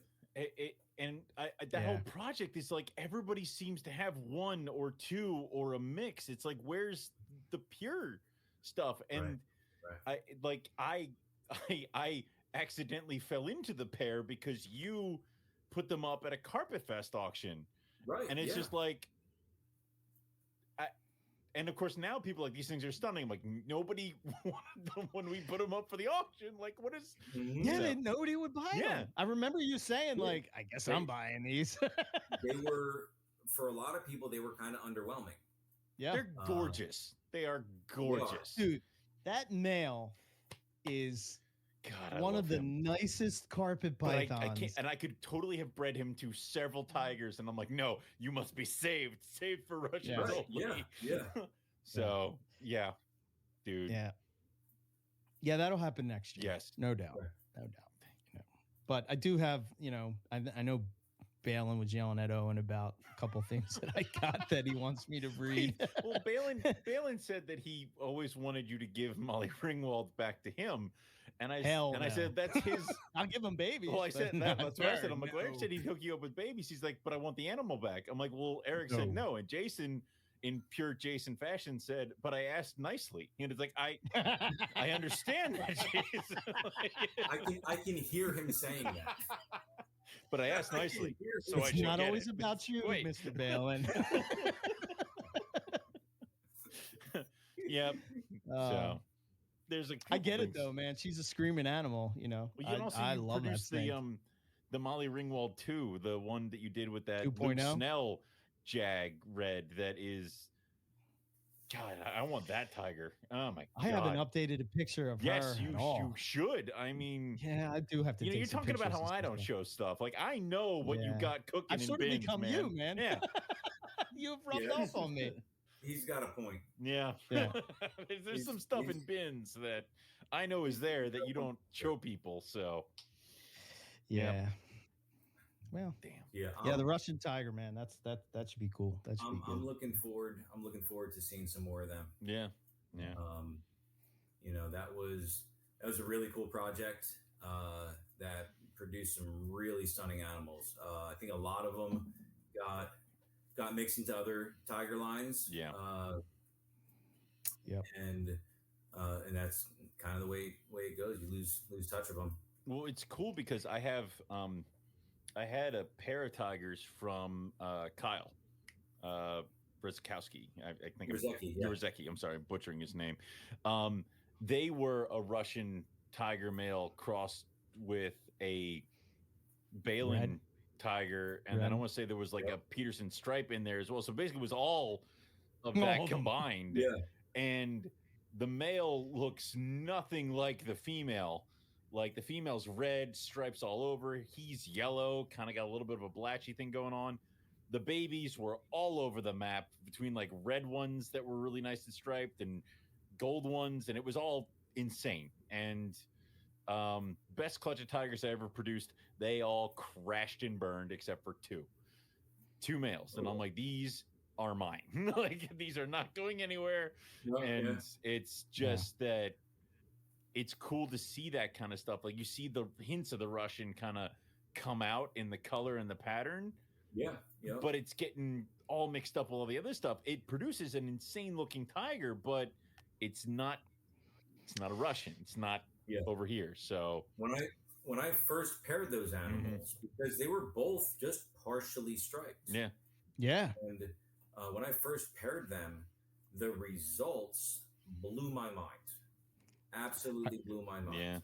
Yeah. Because I'm like, every single one was different, and the level of variety, the level of striping was insane.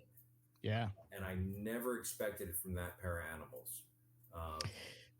Love that. I remember when you posted them up, Yeah. both on MP and the Bush League, and like I'm like, what the hell is this? Like, oh, I need to get that. Dear Mike, can I get on your list?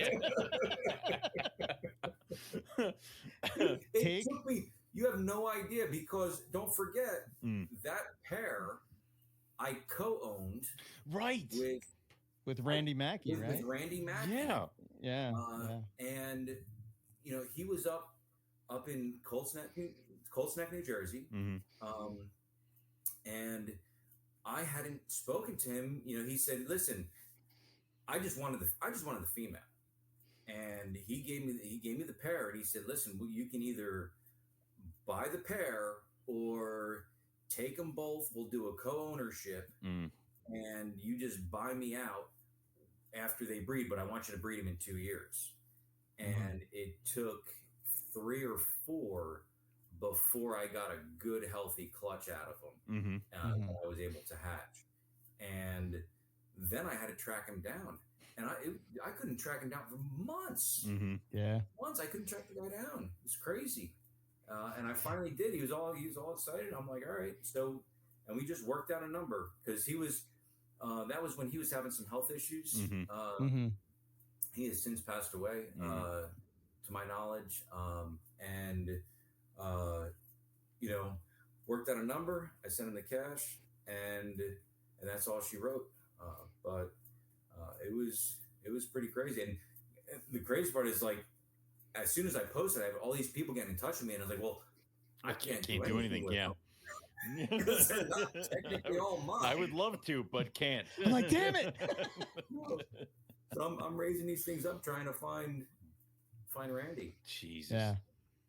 It's such a cool project to even, me, I dig the story behind the project. It's part of the appeal of the rough scales is like, there was a helicopter, somebody might have nearly died. Like it was like an expedition to go find these things and all that other stuff. So having them be like Moscow Zoo, like direct from Yakapuri Depot, it's kind of. I went back and looked at my notes for this, and I've been saying this wrong for a long time. Is like I'm saying that they were in Yakapuri Depot near Brisbane, but it's actually Mackay, Queensland. Yes, is where Yakapuri Depot is from. Yes, so it's a little further up. It's closer to like Rockhampton, I believe. Like Rockhampton's right above it. I wonder if they're like that's what makes them look so cool. Is they're kind of like a mix between the Brisbane's and the Rockhamptons. Like this is where you start seeing them pull apart. Like that's cool. Maybe I don't know. Whatever, they're awesome. I don't care. So, but backstory is Mackay, Queensland, and they came through Yakapuri Depot. That's so cool. So I love that. And it's that's a good example, Mike, of how you sort of had this project that you became so well known for. Yeah. But it's so outside of your wheelhouse when it comes to carpets. It's like curtain coastals. What now? It's, you know what I mean? Like it's but I mean, I guess to the point they're screaming animals, so they're just a different kind of screaming animal, But so, and I don't think it's that they were out of my wheelhouse. I think I think they were outshined by the jungle and ocelot stuff that I was. Maybe that's a better way of saying it. Yeah. Because I was producing all that stuff at the same time. Yeah. And the coastals, they kind of took a back seat. Yeah. Because yes, I still love the animals, but they're not that electric yellow. Yeah. And so that's kind of what I gravitated towards. Sure. Yeah. But I mean, let's face it. If I could have them all, I'd have them all. Yeah. Well, you and me both. Yeah. I could get behind that. I could use a couple more cages, building. Yeah, all that stuff. So, do you have any? Let's talk about future goals. What's your, and how the reptile hobby has changed from one since we've been doing this. God.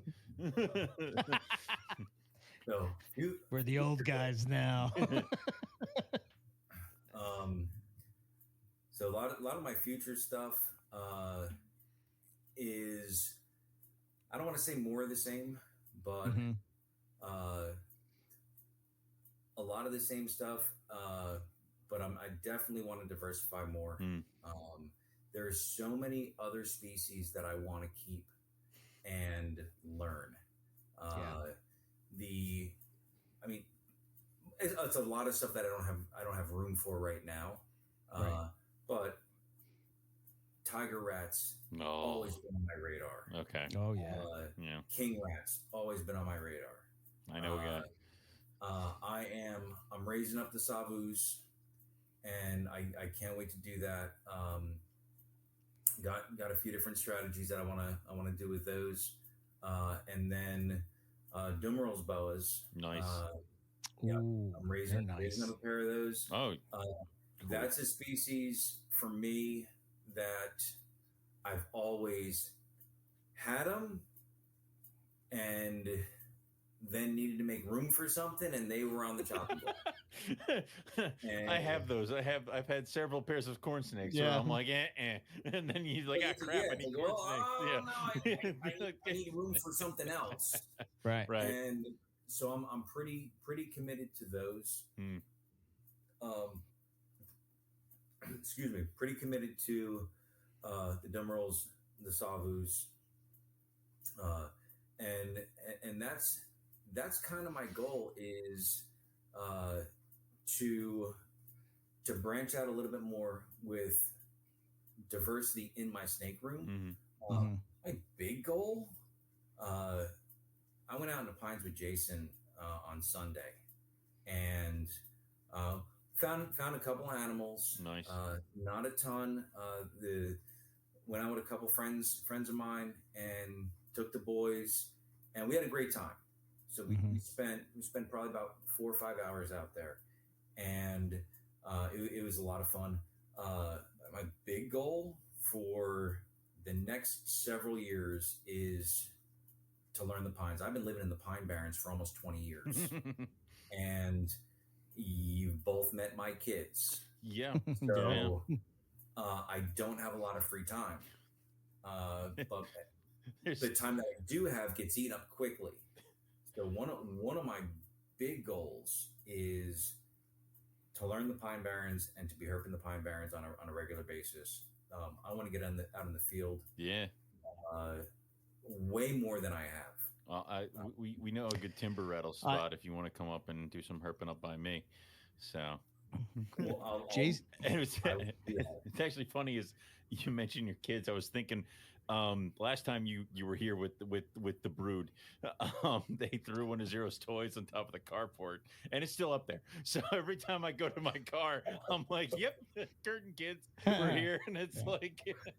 Oh man, Nice. it's like their calling card. I know. I'm like, yep, Well, okay. I opened the pool yesterday, and this afternoon, Chase is like, "Hey, Dad, can we go in the pool?" Yeah, sure. It's freaking 60 degrees. You can go in the pool, and he's lobbing crayons into the pool from his bedroom window. I'm like, "What are you doing?" It's okay. I'll get him. It's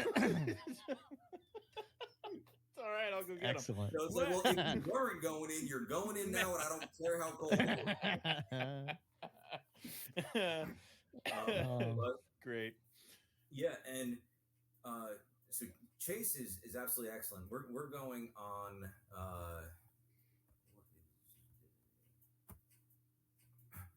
We're going out on the 12th into the Pines. Jason Earl Sr. is coming down, and Jason is probably going to be coming up. Nice. Been talking to Eric Kohler. So yeah, he hit me up today about that. Yeah. So there's probably going to be a group of us, herping the Pines. Nice. Second week in June. I got that whole week off, baby. Oh, Like, yeah. Yeah. You're gonna have to take a trip. Yeah. Second week in June, I'll be in the 12th. Arizona. I got Oh wait, no, wait. Yeah, I got the 13th through. I got the 13th through the 17th off. So You off the 12th? It's a Sunday, I think. Wait. Yeah, kick it off right, man. yeah, Sunday. Yeah, Sunday the 12th. I can be wherever. So. All right. But that's one of my big goals is to spend a lot more time in the field. It's awesome.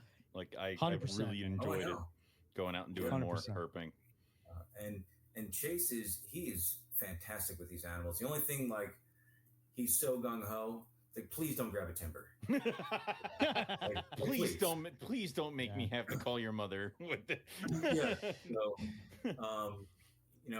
you see him wrangling the Crebos out in the yard, and that female, she's not friendly, and he can get it done, man. He's great with them. So he'll be coming out with us. That's cool. But awesome. That's one of my major goals over the next several years. I wish I would have started doing that a lot sooner. Mm-hmm. I put it off for way too long, going out into the field, and like, especially going other places, even in just the U.S. to see Arizona, different Texas. reptiles and stuff has just been cool. Totally changes your perspective. At least for me, it did. Right. That's what I'm feeling. I'm going out. I'm probably going to be going out to Phoenix in November, the first week in November, for a church thing, and I'd like to even see if I can get out there and take a day. Yeah. I don't know how the seasons are out there, but I don't know. You might get lucky. Yeah. Yeah. Man. It's again, the field herping episode that we're working on, me and Nipper, is herping your backyard. And I think, like, for a long time, it's funny. I can appreciate you saying you want to learn more about the Pine Barrens. It's like, this year I've been paying a lot more attention to my backyard, and just watching nature sort of, I think for me, it was always like, oh, I want to learn about Australia and learn how it works there. And like not taking the time to sort of watch what's unfolding in front of you every day. Right. And watching how, like, just little things like, I hear the frogs calling out back in my yard, and then like 3 days later, garter snakes are everywhere. Yeah. And it's just like, that's pretty cool. I'd never noticed that before, just little things like that. And, knowing the animals in your own backyard is pretty cool. Yeah. Yeah, absolutely. And I think it's something that, people come out here specifically to herp the Pine Barrens. Right. Oh yeah. And Nipper would kill somebody. To do that. he hates me. Yeah. Oh yeah. Yeah. You know, He's gonna listen to this and say, you never like, what are you talking about? You're just getting started. Yeah. And it's just like I said, my time gets eaten up by so much other stuff, and finally, you know, kind of like where you were at, Eric, where I'm like, I need to start doing this now. Talking to Keith the other day, he says, "Hey, don't wait till you're 60. Do it now." And so that's a huge goal of mine where I want to be going. I want to learn it. I talked to my wife and I said, "Hey, would you be into going out in the woods looking for snakes?" She's like, "Yeah." Like, yes. I'm so glad I married you. Right? That's the immediate thought, right? And it was the whole initial snake conversation when we first got married. We're newlyweds, right? And I said, "Hey, how do you feel about me keeping snakes?" And she said, "Cool, can I keep spiders?" And I'm like, "All right." So all right. 5 snakes, and we're all happy. Trade, I guess. Yeah.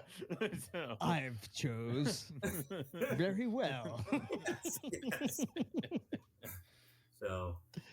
Oh, that's great, man. That's awesome. That's cool. Yeah, I'm ready. It'll be fun. Yeah, excited.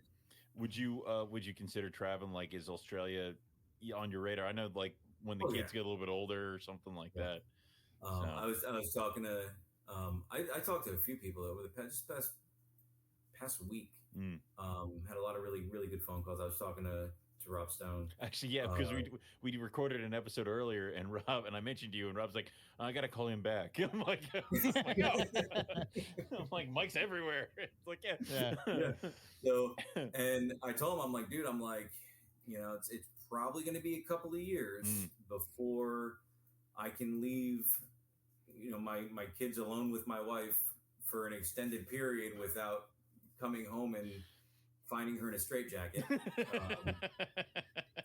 But I'm thinking, you know, in the next couple of years, I definitely want to get out.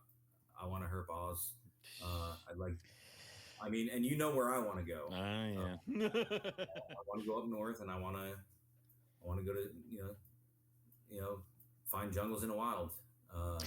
To be, let me, you'll appreciate this, Mike. To be in Tully Gorge. Not even if you find a jungle carpet, just the fact that you're in Tully Gorge, you know? Yeah. And then you're like, there's a Tully High School? Wait, what? Yeah. You know, it's a place. Because our perspective has always been this species of carpet python, or, you know, locality of carpet python. Yeah. And, you know, and then you see it. I can't tell you, it's probably one of the greatest experiences of my life is finding that gelatin carpet python. It was just like the first snake I found in Australia. When I saw that, you're just looking at it and you're like, that should be in a deli cup, or that should be in a 4-foot enclosure, or that should be, you know, like that should not be there on the road. What is going on? Yeah. It's That's just, beautiful. oh man, Yeah. dude, it's the best. We had that moment with the blackhead where it's like, I'm going to put this down now, and it's going to go away where it belongs. Like, it is like, this is a blackheaded python. Yeah. It was. Yeah. We're good. So we've decided, Owen, that this trip that we're taking in October is called Operation Morelia Spilota McDowell, because we're going to be in coastal carpet python mecca. You know, you can't do this like just like right there 2 in weeks Brisbane after you get and married, all Owen, we're all going to Australia. What?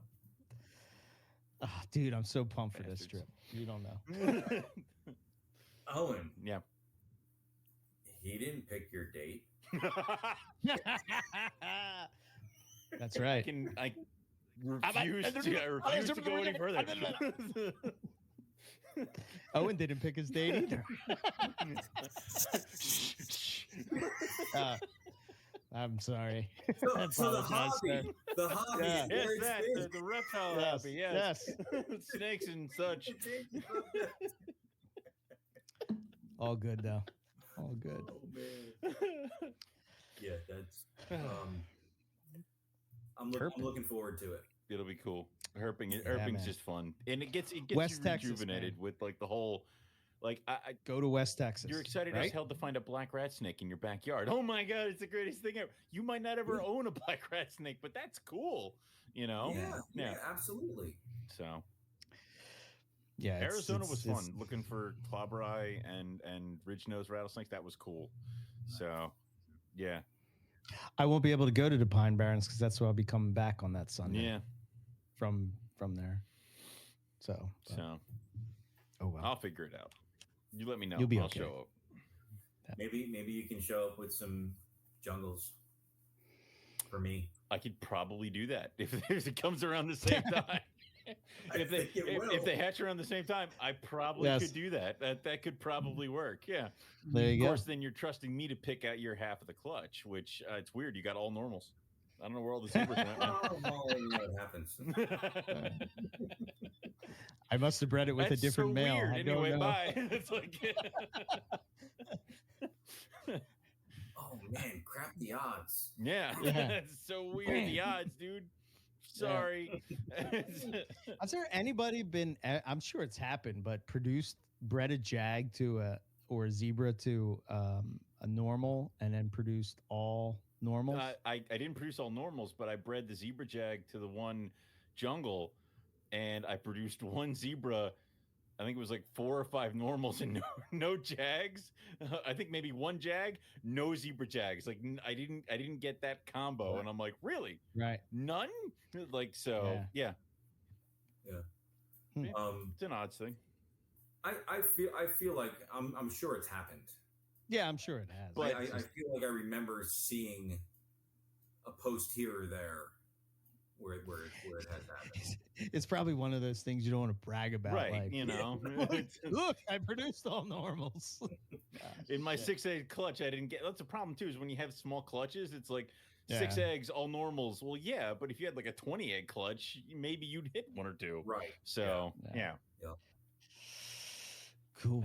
That has to happen more with ball pythons when they have such small clutches. Is that they miss something just because they only have like up to 10 eggs or something like that. Yeah. So right. Yeah. Well, I don't know. I guess we're almost at the 2 hours. Yeah. I don't know. Anything else you want to hit on? The hobby, where it's been, where it's going. Go for it. Yeah. Do it. I think we're at a place right now where we have so many new people coming in. This is for probably the past 5-10 years. It's just been an influx of new faces, new people, and I think there's a real opportunity there. Technology is fantastic.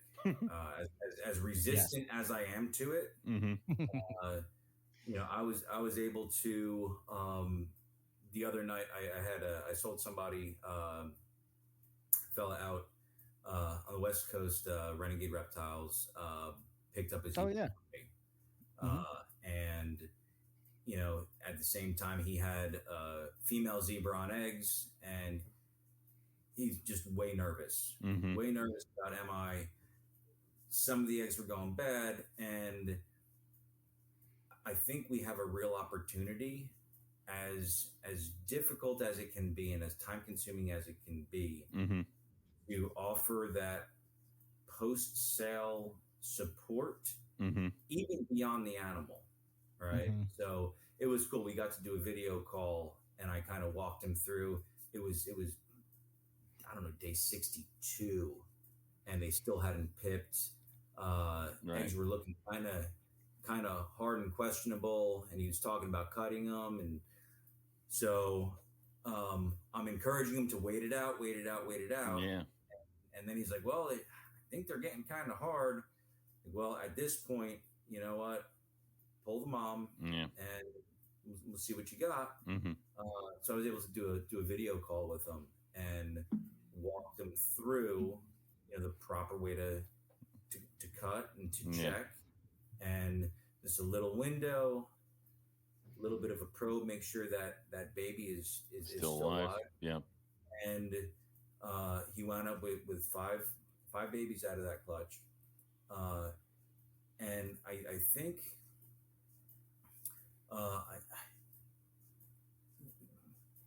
To hear his voice and to see the excitement it brings you back. Mm-hmm. It really brings you back. And I think, a lot of us veteran keepers have an opportunity to come alongside. I've got my friend Ron. He came to buy a carpet python from me one day, Mm-hmm. and I never met him before. Mm-hmm. And we have developed just a great friendship over the past couple of years. And I'm going to be the best man at his wedding, which is and for him to be able to come hang out, be in the snake room with me, learn these animals, so that mentorship. A lot of us vets kind of complain about some of the ignorance that we see on social media. Some of and I'm not saying ignorance in a bad way. I'm saying people that brand new, they just don't know. Yeah, right. Yeah. I think right now we have a great opportunity to be able to talk with people and offer that mentorship, even on a small level. Yeah.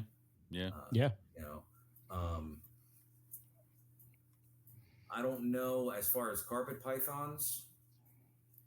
I don't know where it's going as far as the morph game. I see a lot of those combos now, but I do see there is an appreciation for the locality stuff. A lot of people are kind of geeking out on the locality stuff, which I think is great. Yeah. Yeah, I think I equate it to this. It's like when you see. So it seems to me that the younger group or the fresher group of people coming into the hobby are what I've sort of said that should be our focus rather than selling from breeder to breeder to breeder. Yeah, you're going to do that. That's going to be a part of it. But I think like for a long time, we never focused on the pet keeper. And to me, a carpet python is kind of that, or Morelia just in general. They sort of have everything that you could possibly want in a snake, and it's in a decent size, and it's something that's going to be visual. So if you want to have like a big, nice enclosure, right, your little piece of Australia or Papua New Guinea or whatever it would be, and you can have that. And I think for me, when I'm keeping a snake in a tub, or I'm keeping a snake on paper as from a breeding standpoint, I think you're looking at that morph as something that's, that's the eye appealing thing to you. Whereas opposed to when you have this beautiful enclosure, you're trying to mimic, Alice Springs, if you're trying to do a brettle setup, you're not going, if you put all this work into, I'm going to have this rock thing and blah, blah, blah, and it looks like Alice Springs. Well, that animal has evolved to blend into that environment perfectly for a long time. And that's what you kind of want it to look like. Right. And I think when you take it out of that context, it doesn't have that same pop as say, a diamond jungle jag, type of thing. So I think that's sort of an influence on it as well. But I will say more and more people are leaning towards Morelia as a pet species and display species. Yeah. Because I have given away more retired breeders that like Jags and other things like that to just go and get set up in tanks to be pets in the living rooms, and their setups are gorgeous. They're huge, custom cages, branches, hides, all this stuff, and it's one of those things where people are enjoying them, and because they've tried other species like ball pythons, and now they have this big, gorgeous black and yellow snake laying across a branch in their living room, and they're all about her and stuff like that. Yeah. So I think that's more of an appeal too, is that people are stepping into the having a zoo enclosure in their house with a Morelia. Yeah. I have sold some top dollar ocelot jags to hobbyists that don't have any carpet pythons, and maybe they keep ball pythons or boas or whatever, and they reach out, they say, hey, listen, I want a trophy animal to put in my living room in a big naturalistic enclosure, and I want it to be stunning. It's fun. And they have, and it's like, dude, this is awesome. Yeah. You know, because it's not, you're coming to me to invest in an animal that you're going to breed and sell and make money. It's, you're investing in an animal to beautify your home, to interact with on a regular basis, and that's super cool. I just went to the store and bought a giant hanging like plant, like with vines and stuff, and I put it in the rhino cage, and they were checking it out, and I'm like, look at it more, like get out of your hide and go check out your plant, like, and it was just like, I'm like, I want to see this thing grow. I want to have like this piece of the jungle that I can just. And again, with the rhino, I've had family members come over to my house who are a little iffy about the snakes, but they immediately want to come and they put their faces right up against the glass for the rhinos. And they don't even know what's in there at that point. It's just something cool. It's like a zoo. Exactly. Like, holy shit. Yeah. You have a zoo enclosure at your house. So, you know? I did a birthday party for Chase. Mm-hmm. And we had a few different options. And he looks at me, he says, Dad, he says, can't we just like have a party where all my friends come and we've got a big conference hall in our church's building. And he's like, can't we just have everybody come to the church's building and we can bring snakes and do that? My buddy Sasha brought some tegus and a rhino iguana. Cool. My buddy Bill brought his big old sulcata, and we brought a bunch of snakes. Yeah. And I had one little girl come up to me, and she had actually held one of the rhinos. She held a couple of snakes that day. And she came up to me. She said, Mr. Mike, she said, I had nightmares last night about snakes, and I was scared before I got here, and now I'm not scared anymore. That's awesome. I love that. So cool. And her mom said, she's being completely honest. She had nightmares about snakes. Yeah. Because she knew this party was today. Having reptiles does make you the coolest relative, because I mean, we have to lug our sulcata. My nephew's birthday is in August, and he's 8, and he's 8 now, and he's like, Mort's coming, right? I'm like, yeah, like and that tortoise just wanders around, and all the kids are just throwing vegetables and food at him, and he eats like a hog. By the time we get him home, we put him back in his pen. Come out the next day, he's in the same spot we left him in because he just passed out when we put him down. So it's just like, it makes you cool. You are the coolest relative to bust out some of the reptiles. So, and it's just to get the people on that level where you can. I mean, if you think like we're ambassadors, and that's kind of what it boils down to. And you and I like.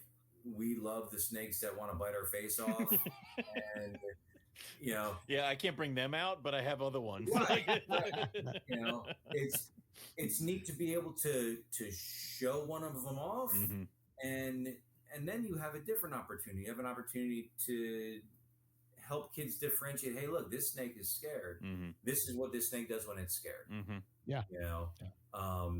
So. Kind of dispel that mean snake thing, like, oh, that snake's just mean. Well, no, it's just scared.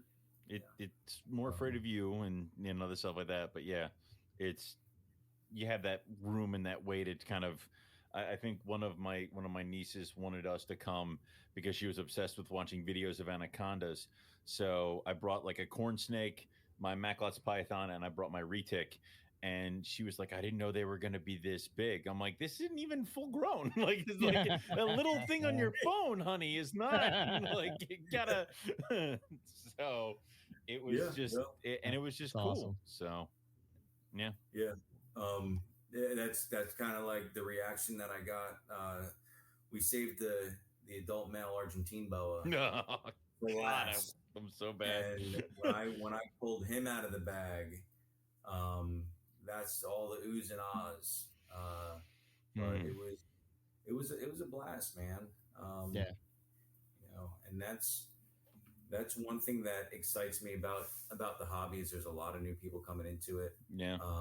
And I think it is a good opportunity to build relationships and talk and educate. Yeah.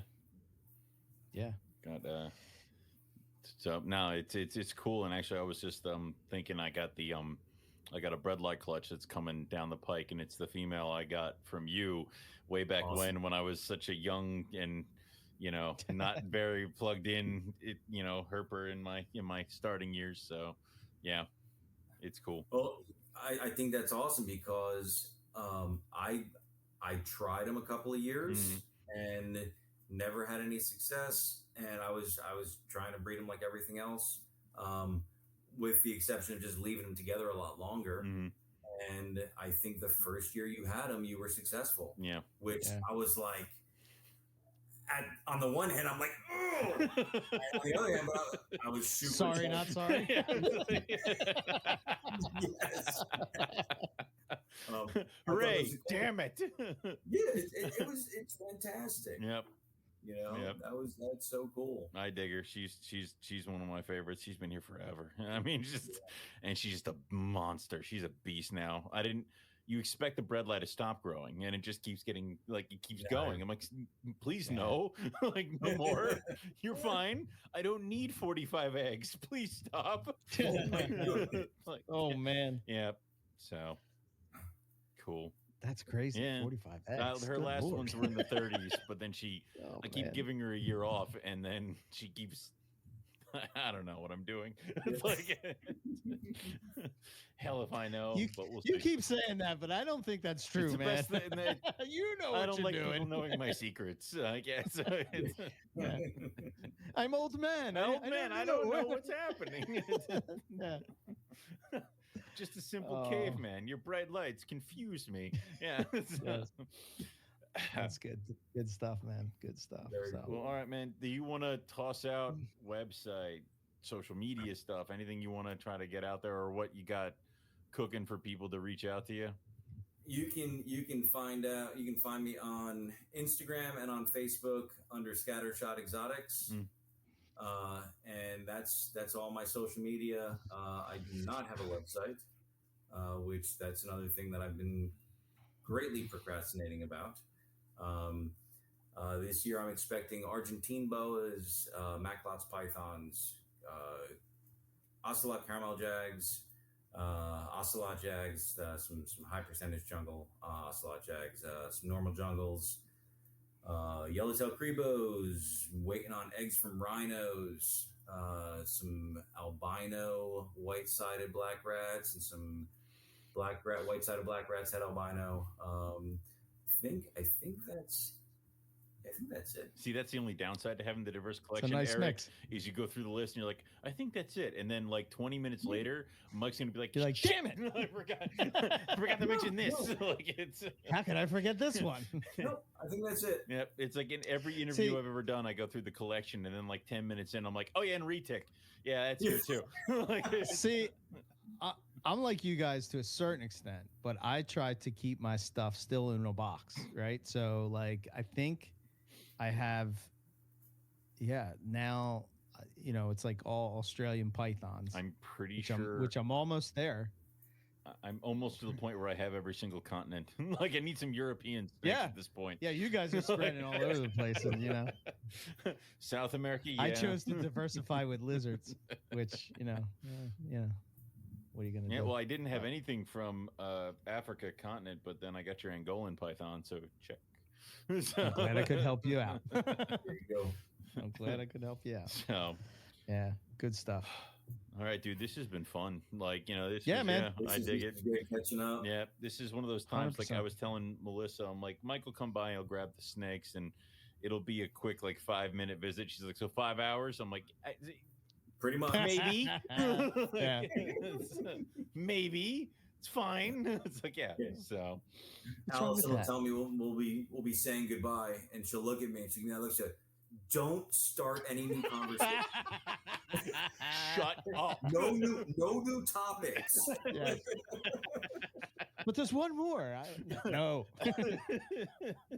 Oh man, That's great. Sweet. Well, all right, Cool. guys. This has been awesome, but Yeah, I thanks for guess coming Eric on, will Mike. close it out, Thanks for and we'll having see how this thing goes. All right. Yeah, I'll give my little spiel. Yep. If you are in the U.S. and you keep and breed reptiles, you should become a member of USARC, usarc.org. You can subscribe to the YouTube channel. It's an excellent way of communicating what's going on in the U.S. as far as legislation when it comes to reptiles. If you want to support the NPR network and all the podcasts on the channel, first I would say subscribe and share all the different podcasts on the network. You can check out our website, MoreliaPythonRadio.com. We're working on upgrading that, so just be checking in on that as we go through. We're on Instagram and Facebook under NPR Network. Also, our YouTube channel, where all the podcasts and different herp trips and stuff like that are on there. And we're always trying to. There's not enough time in the day to get all this stuff done.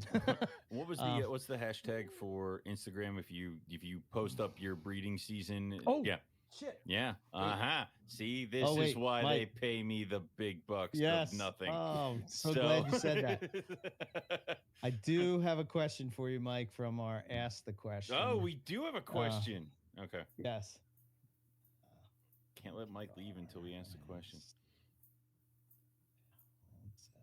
Okay. But it's the NPR breeding season 2022 hashtag. If you have a clutch, have babies, anything that you want us to talk about or just kind of promote, go ahead and throw that hashtag in your pictures and it'll appear up on our little group there. It's just kind of a way to keep us all kind of in track on that one. So it is NPR 2022. It's hashtag NPR 2022 breeding season. So just throw that in there. And then, of course, you can go to the Patreon and the Teespring store to get all the NPR merch and also support NPR. And if you join the Inland tier, you get to come and hang out with us in the monthly little one-on-ones. So you don't have to. Oh, this might be a long question. No, it doesn't matter. Just give it to him. All right. This is from Blackfish Herp. And he said, I'd ask him to break down ocelot genes in carpets, specifically inheritance, variability, characteristics. Oof. How long is this podcast? I don't know. We have control. Maybe try to. All right. Inheritability. It is polygenic. All right. So the more you, the higher expression of the animals you breed together, the more that it is going to exhibit. Okay, so it is not simple recessive. You know, it's pretty much a polygenic trait.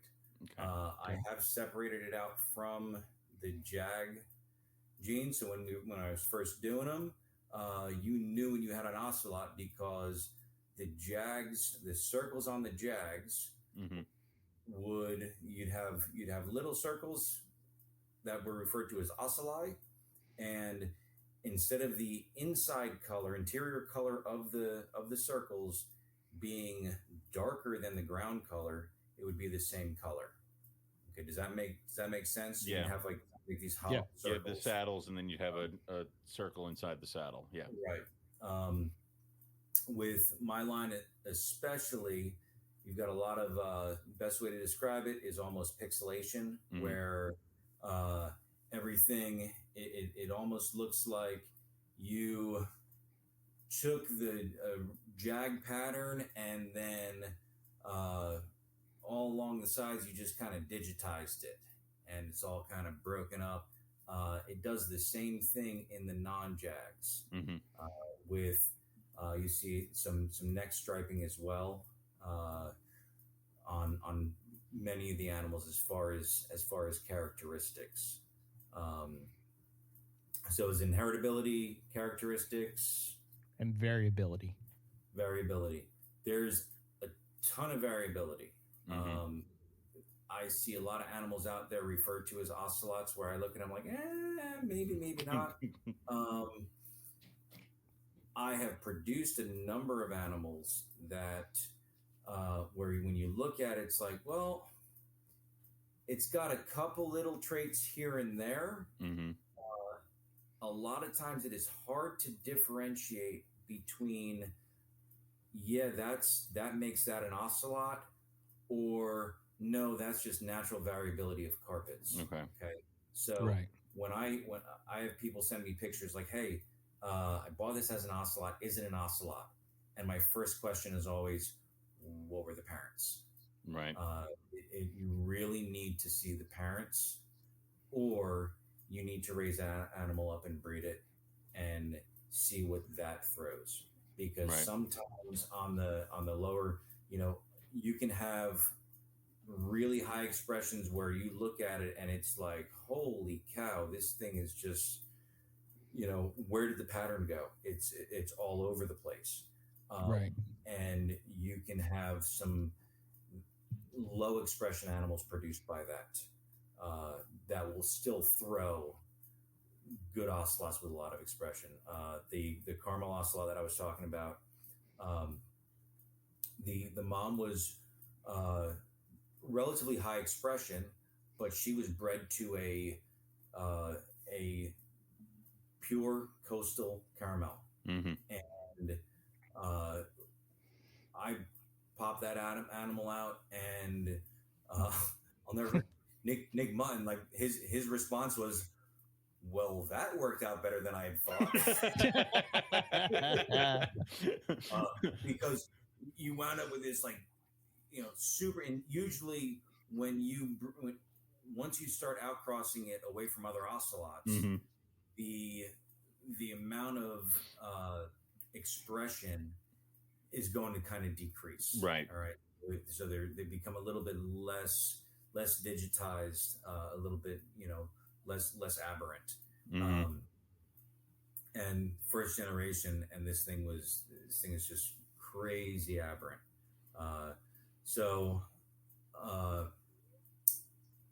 Parents, if you're buying an ocelot,